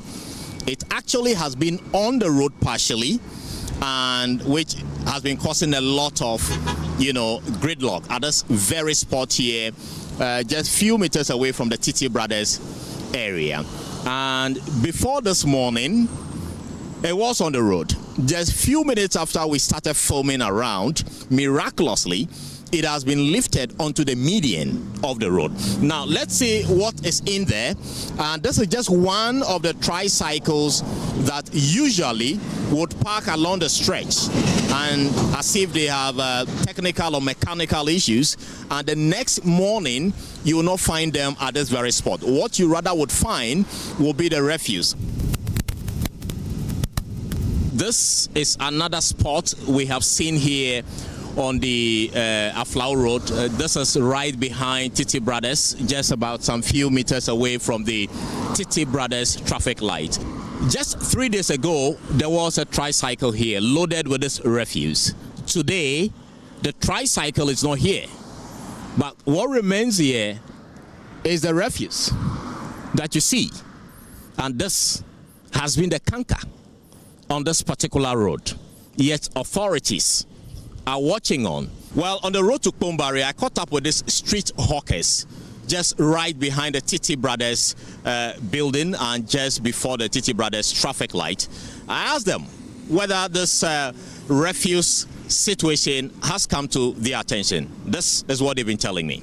Abobo ya for no mu sheda pa e no mu yesa am be fa bola no bola abobo ya ne ntimi mfa ne no mu fa sesi akraba ko bia be sesia e na me ka che madam fo ni se o we mpo de minim no no mpo de o hwegu wa enda mema ya be che no we nu ode be si ho no mu Friday no o si asai nti ndra Saturday anopa no oba ye so oba be fa no e na car bi su yi fa ho e na ode be moa no na ni na agu fo e na police ni ka che ni so nkoye ni ye no mbra non sambe sisa no wan samba bio nti abobo ya nde wo so mo hye na amu stop yo mo ni na aban pe cars ema omu na mu abobo ya afo ni na enja ejuma ye obekwa ko jiska wo bebi asisam amanfo bola wo so fa nko tungun wo abeja fiti overhead na sini ni na adi bani na nkofo bola nko a nti wo sa aban ni nya bibi mfa ho maye ebon kan ndra ya ntimi angina akra afeti mu amutonya ma esa no bi wo hu bola na ontimi mfrew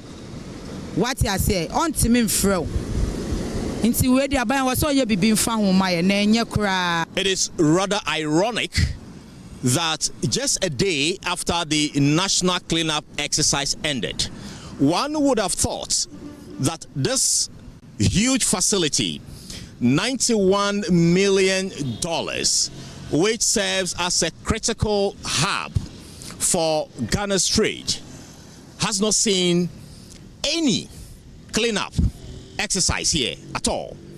The place remains overgrown with weeds, and refuse has finally taken over the entire place. What are the duty bearers doing about this? What is the Ghana Highways Authority doing about the maintenance of this particular facility? Beyond the Ghana Highways Authority, what is the role of the metropolitan, municipal, and district assemblies around this particular facility, which could not do anything at all about cleaning this place up or weeding it? What also is the role of the local governance ministry to ensure that those who dump refuse here are apprehended and dealt with? These are questions we'll leave with you from the Tema interchange here in the Tema metropolitan area. My name is Carlos Kaloni for Joy News.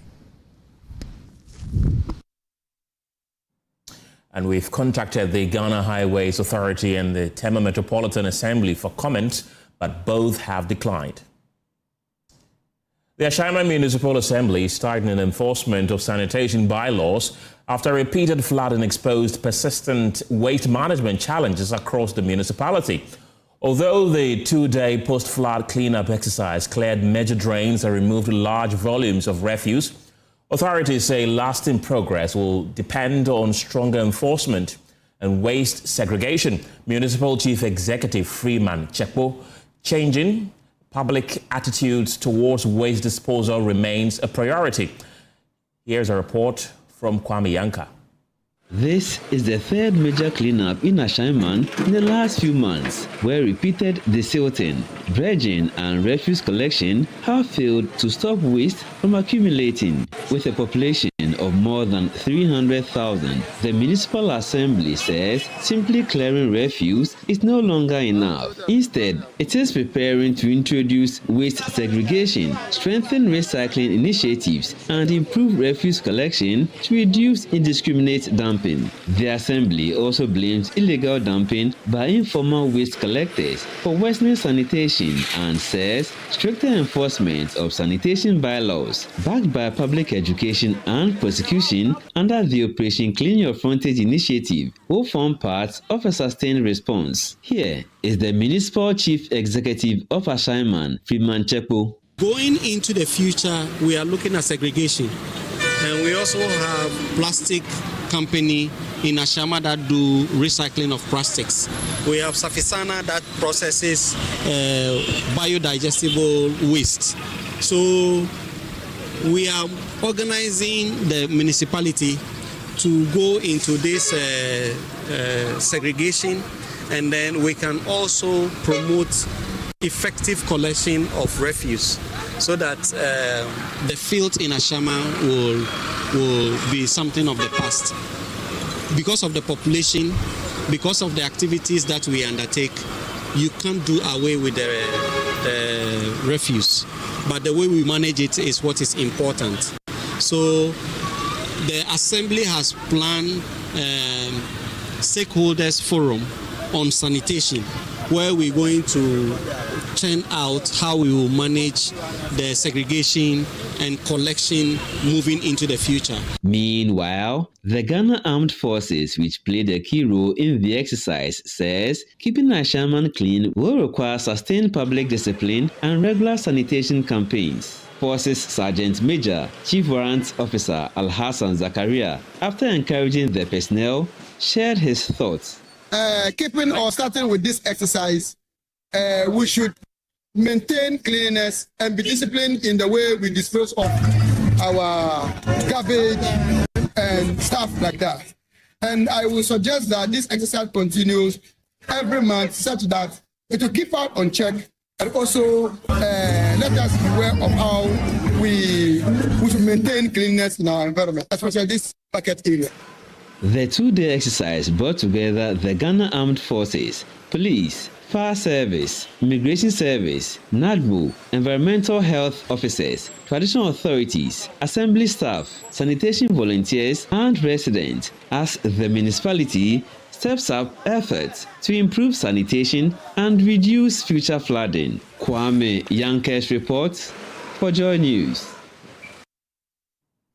Away from Ashaiman, Aquafresh Limited, producers of Calipo, together with textile manufacturer Printex Limited, has donated support items to victims of the June 29th floods at Alajo, one of the communities hardest hit by the disaster in the Greater Accra region.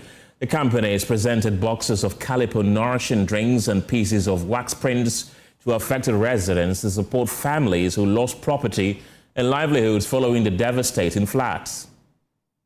forms part of the company's corporate social responsibility efforts aimed at providing immediate relief to vulnerable households as they recover from the aftermath of the disaster. Officials from Aquafresh and Printers Limited says the companies were moved by the plight of the victims and believed it was important to support communities during difficult times.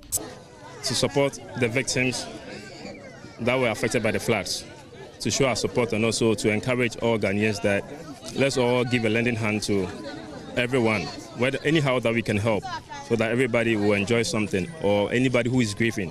We want to show our support as our corporate social responsibility. So we are here in solidarity with them. Juices, cloth from Printex, also school bags and other accessories. The people should also get aware of that, how they can clean the things around their houses, around their space, around their shops, because sometimes we feel that, sometimes the water is not flowing and that is also cause of the flood. So it is a responsibility to all of them, the government officials, the common people, even those who are the business people. So everybody has to take care of their surroundings, how we should not be litter things here and there, we should not be litter things on the drainage here and there, so that we can block the drainage. And when the flood come like this, what happened the last week, it was really shocking. Some beneficiaries, overwhelmed by the gestures, expressed gratitude to the two companies for the timely support. They said the donation will help meet some of their immediate needs as they work to rebuild their lives after the floods.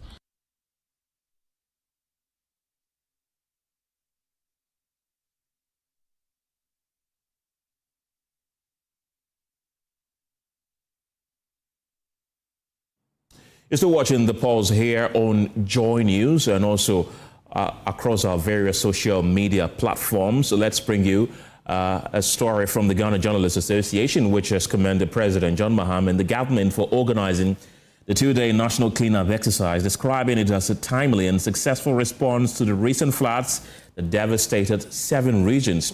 The association praised the president for personally participating in the exercise, saying his leadership inspired nationwide participation. It also lauded the media, sanitation agencies, volunteers, and private sector partners, including Zoom Lion Ghana Limited, for supporting the campaign. And there you have that statement on your screen. The GJA, however, stressed that preventing future floods will require sustained sanitation efforts and called on Ghanaians to make environmental cleanliness a daily responsibility rather than an occasional exercise. The Pulse returns after this break. Don't go anywhere.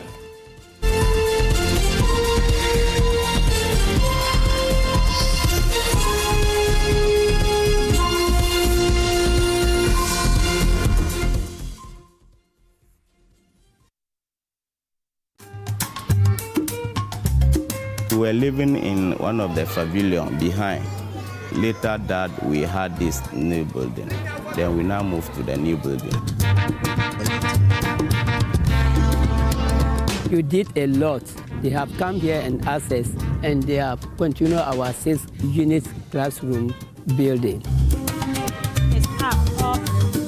A lot has changed. After documentary, we had 60 tables and chairs, then a 10-bedroom teacher accommodation. We have never been fair to these young children. The children are suffering. We applied for school feeding, which will have also helped to increase the enrollment.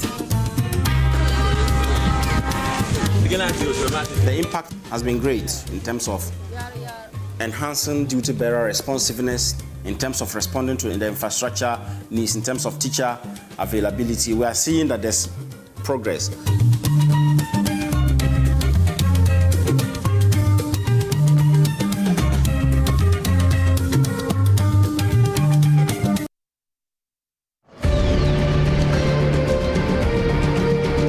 On PM Express, power is confronted, claims are tested, and accountability is not optional. The first 2 months in office between January, February, and March, we had already brought down this rate, and then we have sustained it since. Politics, business, the economy, social justice. If it affects your life, it will be examined. If it shapes your future, it will be interrogated. You ever sitting there today and you see me sweating, I'm answering your question, you in the comfort of your chair, putting all these questions to me. That is why you would not have the responsibility of bringing about this document. No safe spaces for evasion, no comfort in half-truths, just facts, pressure, and the courage to stay with the question until the answer comes. Your word says, my words were, those on Compact Plus, you pay 570 and you get more channels. Evans, that moves you. This is the speech. To the speech I read yesterday is what I'm holding here. You didn't read the speech. You didn't write it. I wrote it and I read it. Because democracy demands scrutiny and the public deserves clarity. When the day's noise fades and the nation needs understanding, there is PM Express on Joy News. Independent, fearless, credible.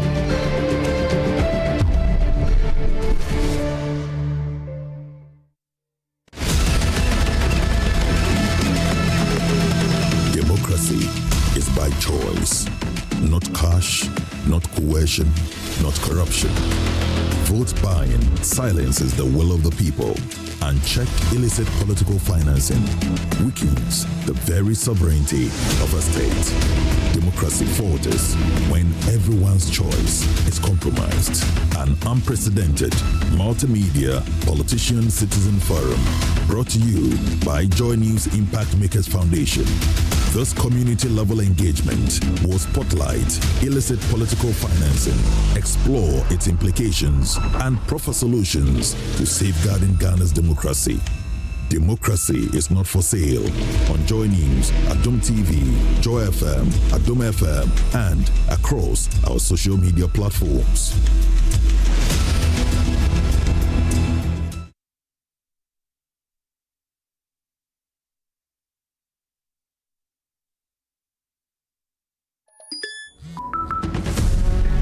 I didn't think it would happen to me, but it happened to me. Ghana's digital economy is booming. Millions of transactions, billions of cities, a future powered by technology. But beneath the convenience lies a growing threat.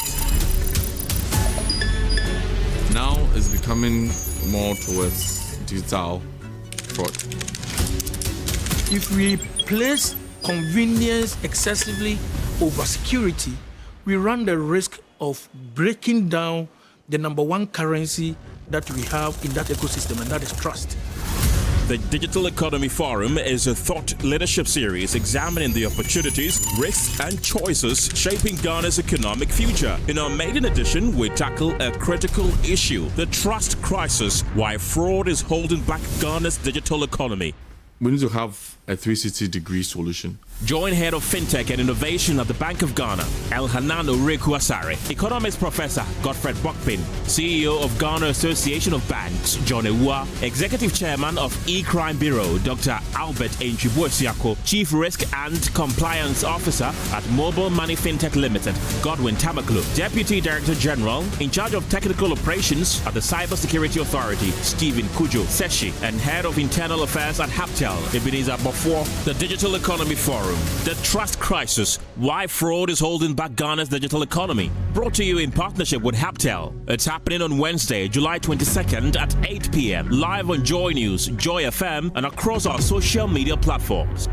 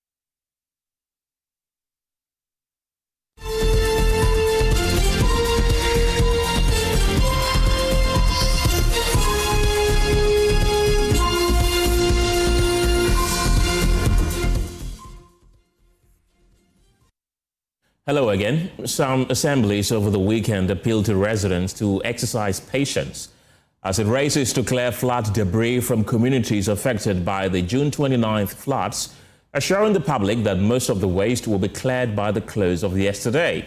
So earlier today, my colleague Namoko went back to Alajo, one of the communities hardest hit, to look at how the waste evacuation is going.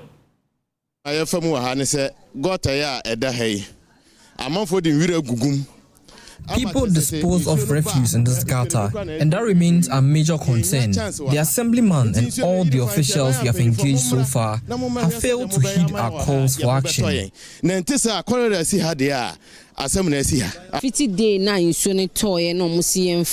Since the day we were instructed to bring our waste outside for collection, waste collectors have failed to pick it up. Sometimes we see them pass by, but they do not collect the refuse. This is Fountain International School here, and the kids have been buying food from here, and we have some of the rubbish and the dumps here. So we beg the government to come and take them from here, because from the bean to the food, the children will get cholera and as well diarrhea. So we beg them to come and take the rubbish from here. I feel so bad because what we are passing through here is not easy. The natural disaster that has happened at our area, the government is supposed to, do something about it. And I know they are doing something about it. But most of the Ghanaians have taken it so far as like politics.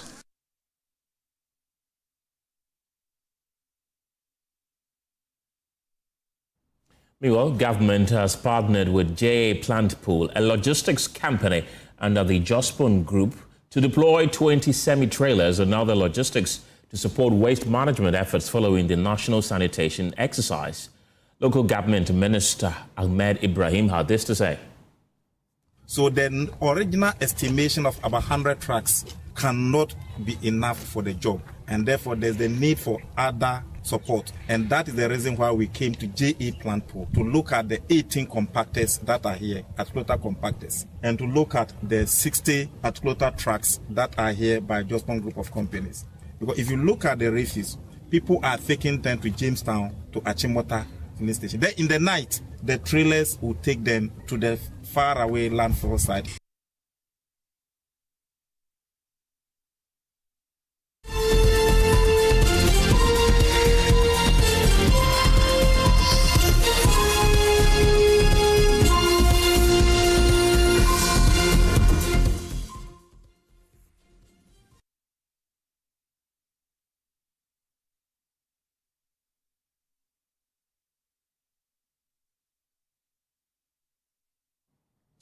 And all is set for the 2026 Financial Architecture Summit as the National Banking College prepares to bring together policymakers, regulators, financial institutions, fintech companies, academia, and development partners to discuss the future of Ghana's financial system. Well, the summit comes at a critical time when digital innovation, regulatory reforms, and emerging risks are rapidly shaping the financial landscape. Organizers say the goal is to develop practical solutions for building a stable, inclusive, and technology-driven financial sector that can support Ghana's long-term economic growth.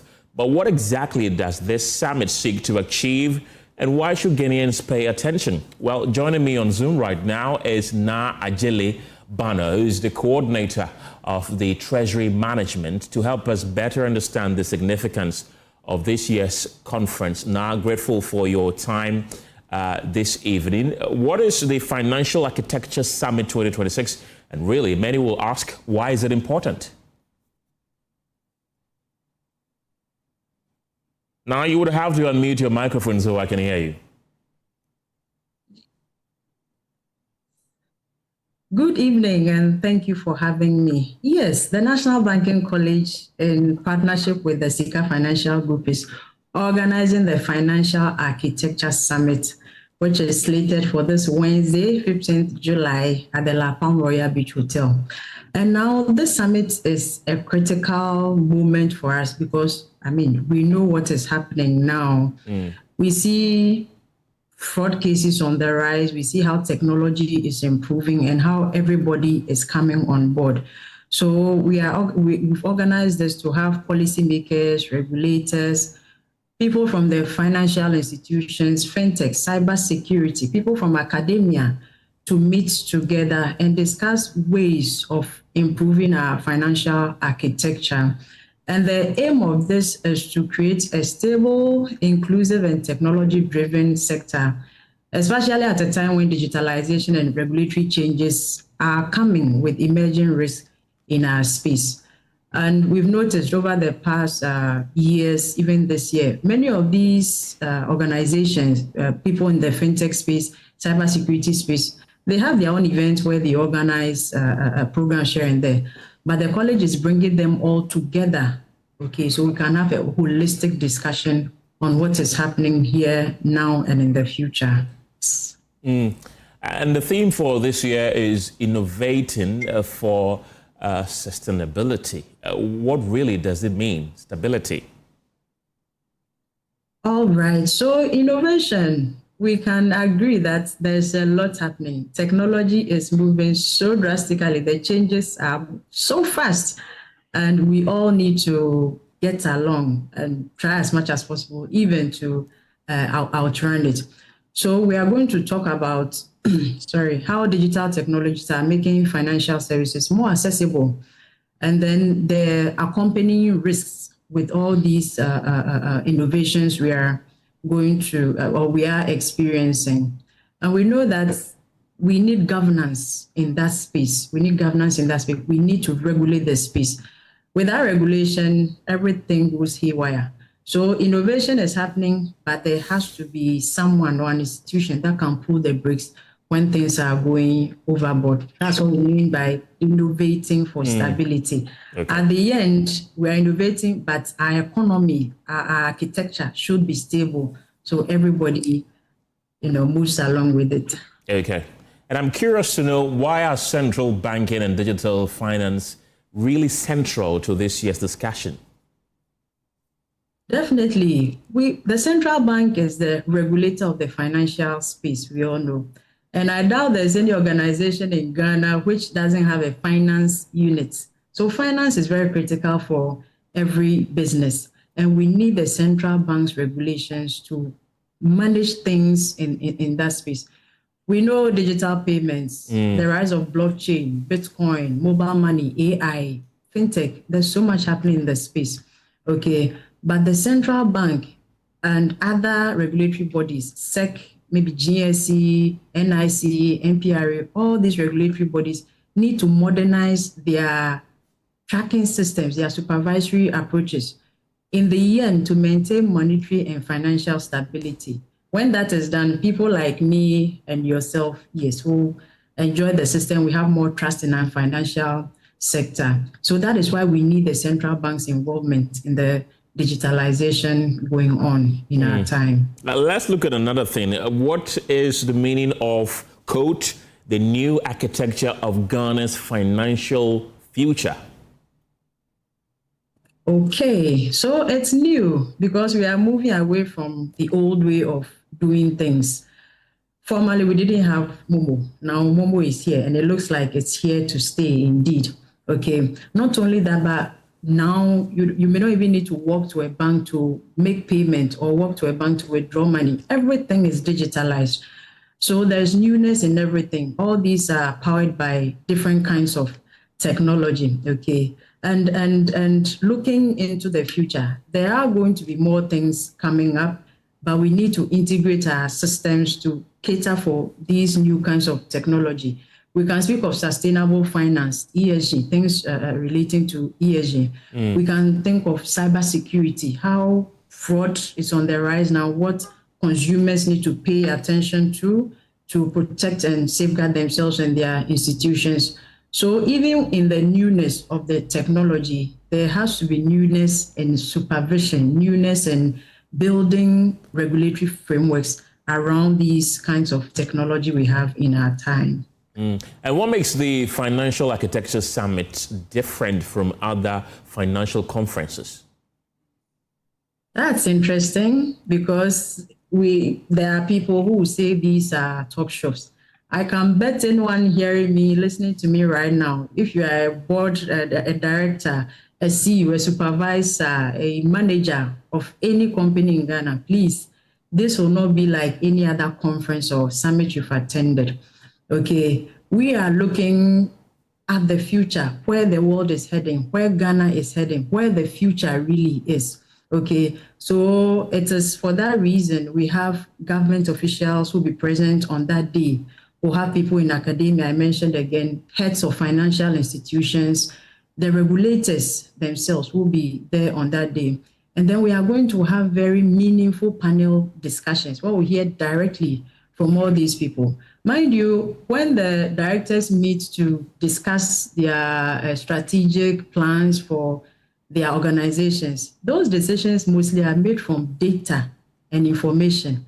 This summit will be a place for information. Okay. So come hear first-hand information so that when you go back to your organization, you can make very good decisions that will move your organization forward. Right. Okay. And like I mentioned, every important person in that space will be there. Of course, we can't take away the networking opportunities this event will offer. So come one, come all.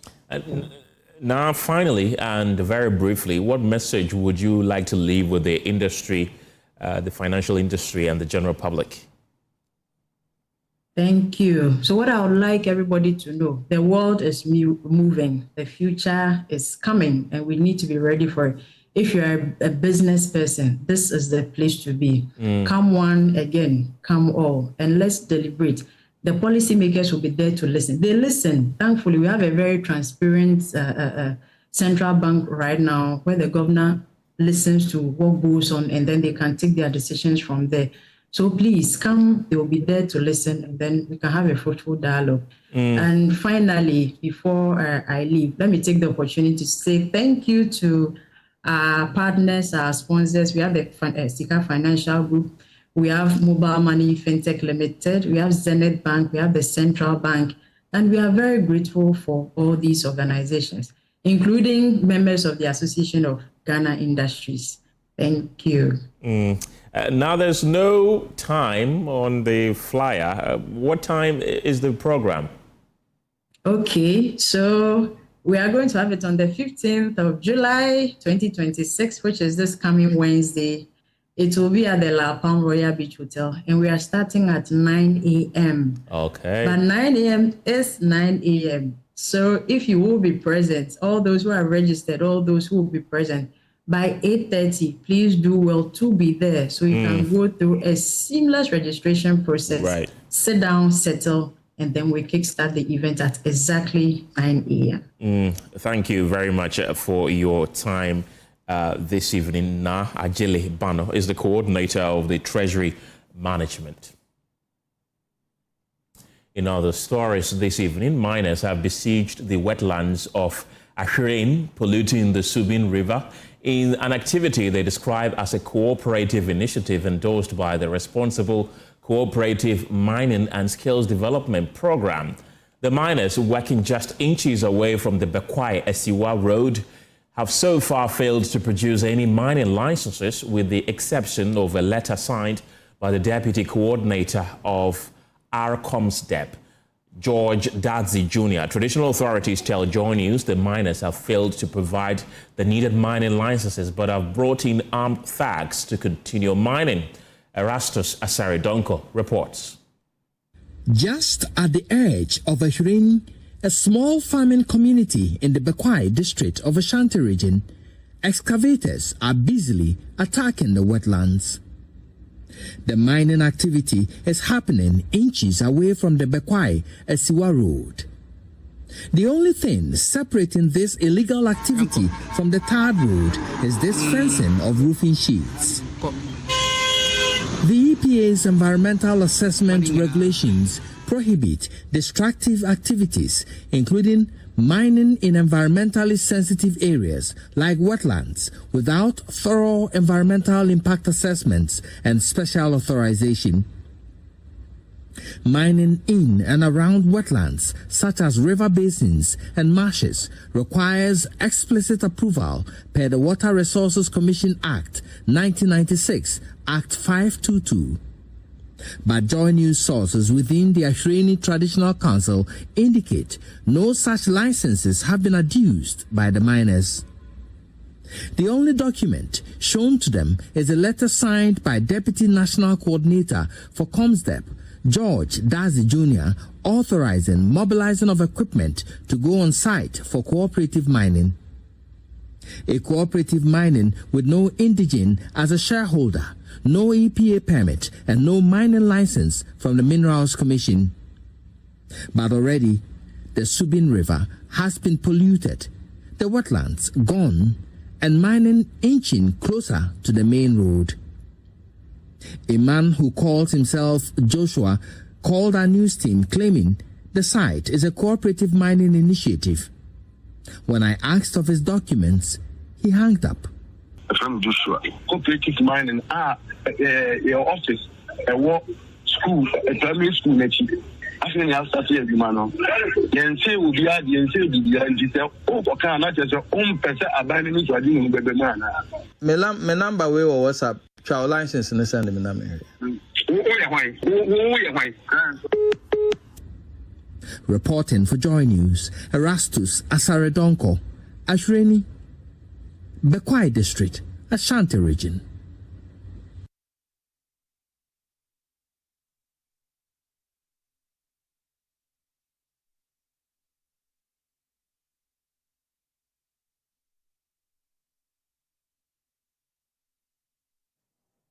The Ministry for the Interior says it has turned 73 assets linked to drug trafficking as part of efforts to strengthen the country's fight against organized crime.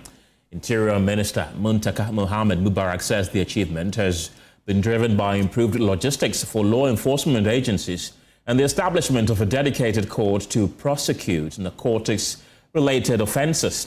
Speaking during the Vice President's working visit to the ministry, the minister said the interventions have enhanced the capacity of security agencies to tackle narcotics-related crimes and ensure that offenders are held accountable. Return in 2025, for almost 10 years, narcotics control have not received any equipment. But because of our resilience and fight, that want to take the fight against narcotics to the ghettos and all the base and the massive, traffickers, we've equipped them with almost 22, logistical vehicles. And this is doing a lot of work for us because as we speak, we'll be able to tend 73 assets that are linked to people who are drug trafficking, because we are trying to move away from simply just getting those who are being caught either smoking or using it, but we are targeting those who are really bringing the drugs into our system. By the grace of God and the help of the Chief Justice, we'll be able to get a dedicated court to prosecute our narcotics, all narcotic offenses in a special court. And with the help of the Attorney General too, we've been able to be giving the prosecutorial powers to narcotics control. Instead of them getting their cases being prosecuted by the Attorney General, today they are prosecuting those things themselves, and we are training a crop of lawyers to make sure that they do it and do it very well so that the fight against narcotics is head on. That's the Minister for the Interior, Mohammed Muntaka Mubarak, and my colleague Michelle Latte was at that event, and she's joining me in the studio with more. Michelle, the Minister said government is also making significant progress in reforming the country's correctional system. Tell us more. So he spoke about the recently passed Community Services Bill, which has been passed now into an act. So then it's being waited and is waiting for an assent from the President. He also spoke about the paroles regulation, together with the Community Service Bill that is the Community Service Act. He's looking forward to decongesting our prisons within the country, and especially to aid in the rehabilitation of these criminals once they come out of the prisons. We can hear from the Minister. Service bill passed into an act waiting for assent. And Madam, you know the importance of this community service. It's something that this country has been struggling for the past 34 years since we came into constitutional rule in 1992. By the grace of God, now it's been passed into an act. We've also been able to get the parole regulation in Parliament. It's now counting days. We are very sure in the next, I think so far it has done about 15 days, leaving about 6 days to get the 21 sitting days. The community service bill, together with the parole regulation, is what we hope to going to transform our correctional services drastically, because then it's going to help reduce congestion in our prisons. I mean, try to help inmates to improve their lot. We were also able to get the Public Holidays Amendment Act passed, where now holidays that are not religious or religious link work towards the weekend, to prolong the weekend. That is helping our tourism industry and then our entertainment industry. In terms of And Michelle, it was the Vice President who paid a working visit to the Ministry for the Interior. What did she say?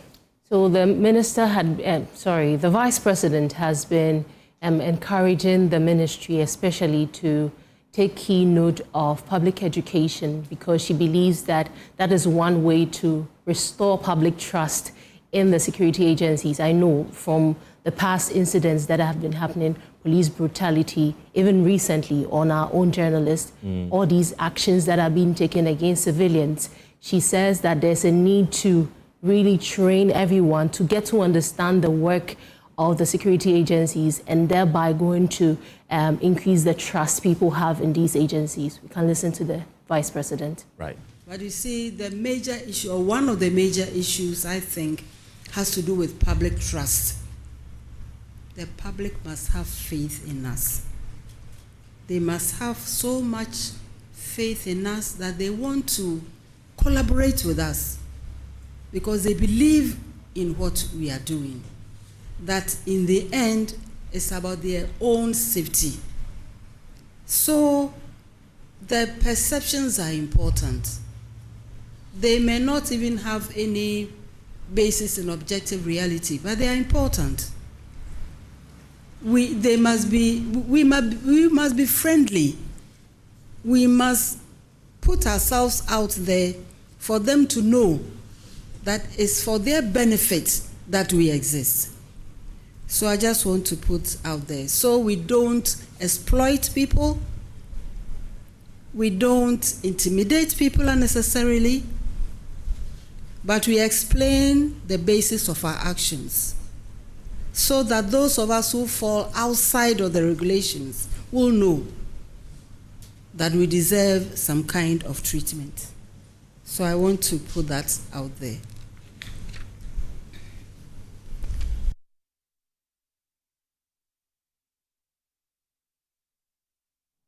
Right, Michelle Latte is still with me. Michelle, aside from the Interior Ministry, where else did the Vice President go to? So, Ken, the Vice President was also at the Ministry of Environment, and there, I mean, it's a working visit, so definitely you would hear about all the challenges. Significant of the challenges at the Ministry of Environment is with human resources, and you're looking at receiving clearance from the Finance Ministry to recruit about 400 scientists to put into their research and science institutions. They've been calling on the Vice President to help in fast-tracking these processes to ensure that they receive the necessary funding. They've been also raising concerns about encroachment on some of their lands, one of which is the Ghana Atomic Energy Commission. They have problems with encroachment. They've been appealing for funds to help in building fence walls to ensure that there's no encroachment on state assets. So that in general has been what has been going on with the Vice President's tour. Michelle Latte, thank you very much. In a rather sad story this evening, Dagbon is in mourning following the death of Yana Abubakari Mahama II, the 41st overlord of the Dagbon Kingdom. The late king ascended the throne in 2019, ending nearly 2 decades of chieftaincy conflict between the Abudu and Andani royal gates that followed the 2002 murder of Yana Yakubu Andani II and 40 of his elders. His reign has seen massive development, leaving a legacy that will forever be remembered. In this report, Joy News' Martina Bugri and Abdul Wahab Humza look at his reign and what he stood for.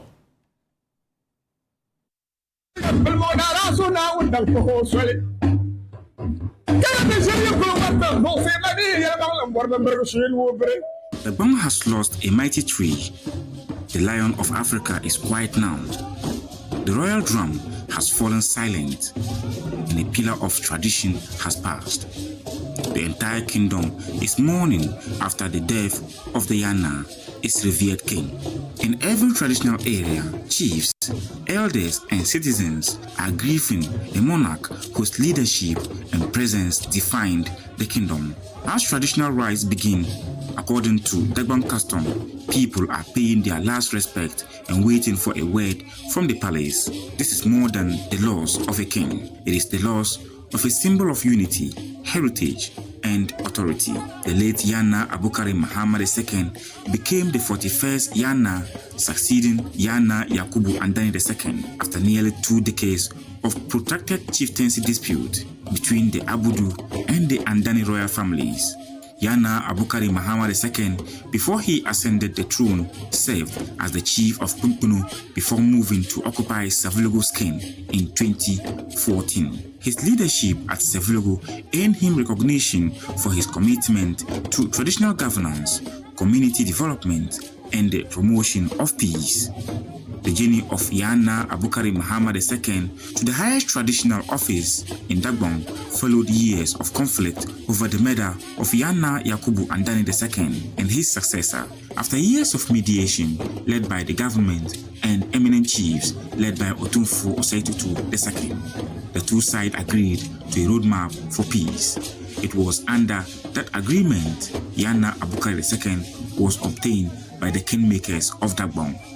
On 18th of January 2019, he was enskinned with his king name Yana Abukari II at the Biwa Palace. His enskinnment was witnessed by thousands of people, traditional rulers, government officials, religious leaders, and representatives from across the country. The event signified a major milestone in peace-building history, ending years of uncertainty surrounding the Dagbon throne. Yana Abukari Muhammad II will be remembered for promoting peace, unity, and development in Dagbon. He also championed education and youth development, agriculture, and economic development in his kingdom. His reign symbolized a new era of reconciliation and rebuilding after years of conflict. A great king has answered his maker's call, yet what he stood for will forever live in the heart of people of Dagbon. The report was filed by Martina Bugri and Abdul Wahab Humza Yakubu.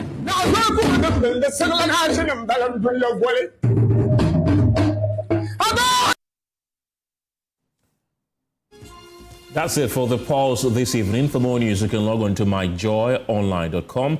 The news team returns at 7 p.m. with News Prime. My name is Kenneth Gyasi. Have a good evening.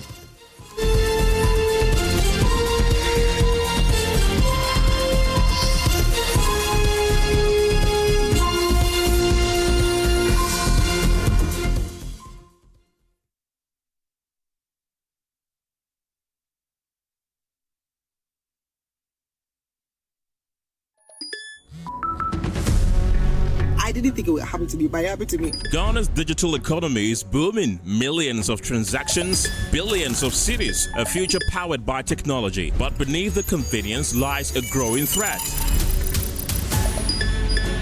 Now it's becoming more towards digital fraud. If we place convenience excessively over security, we run the risk of breaking down the number one currency that we have in that ecosystem, and that is trust. The Digital Economy Forum is a thought leadership series examining the opportunities, risks, and choices shaping Ghana's economic future. In our maiden edition, we tackle a critical issue, the trust crisis, why fraud is holding back Ghana's digital economy. We need to have a 360-degree solution. Join Head of FinTech and Innovation at the Bank of Ghana, Elhanan Oreku-Asare, Economics Professor Godfred Bokpin, CEO of Ghana Association of Banks, John Ewua, Executive Chairman of E-Crime Bureau, Dr. Albert Enchibuesiako, Chief Risk and Compliance Officer at Mobile Money FinTech Limited, Godwin Tamaklo, Deputy Director General in charge of Technical Operations at the Cybersecurity Authority, Stephen Kujo Seshi, and Head of Internal Affairs at Haptel, Ebenezer Bofo. The Digital Economy Forum. The Trust Crisis, why fraud is holding back Ghana's digital economy. Brought to you in partnership with Haptel. It's happening on Wednesday, July 22nd at 8 p.m. live on Joy News, Joy FM, and across our social media platforms.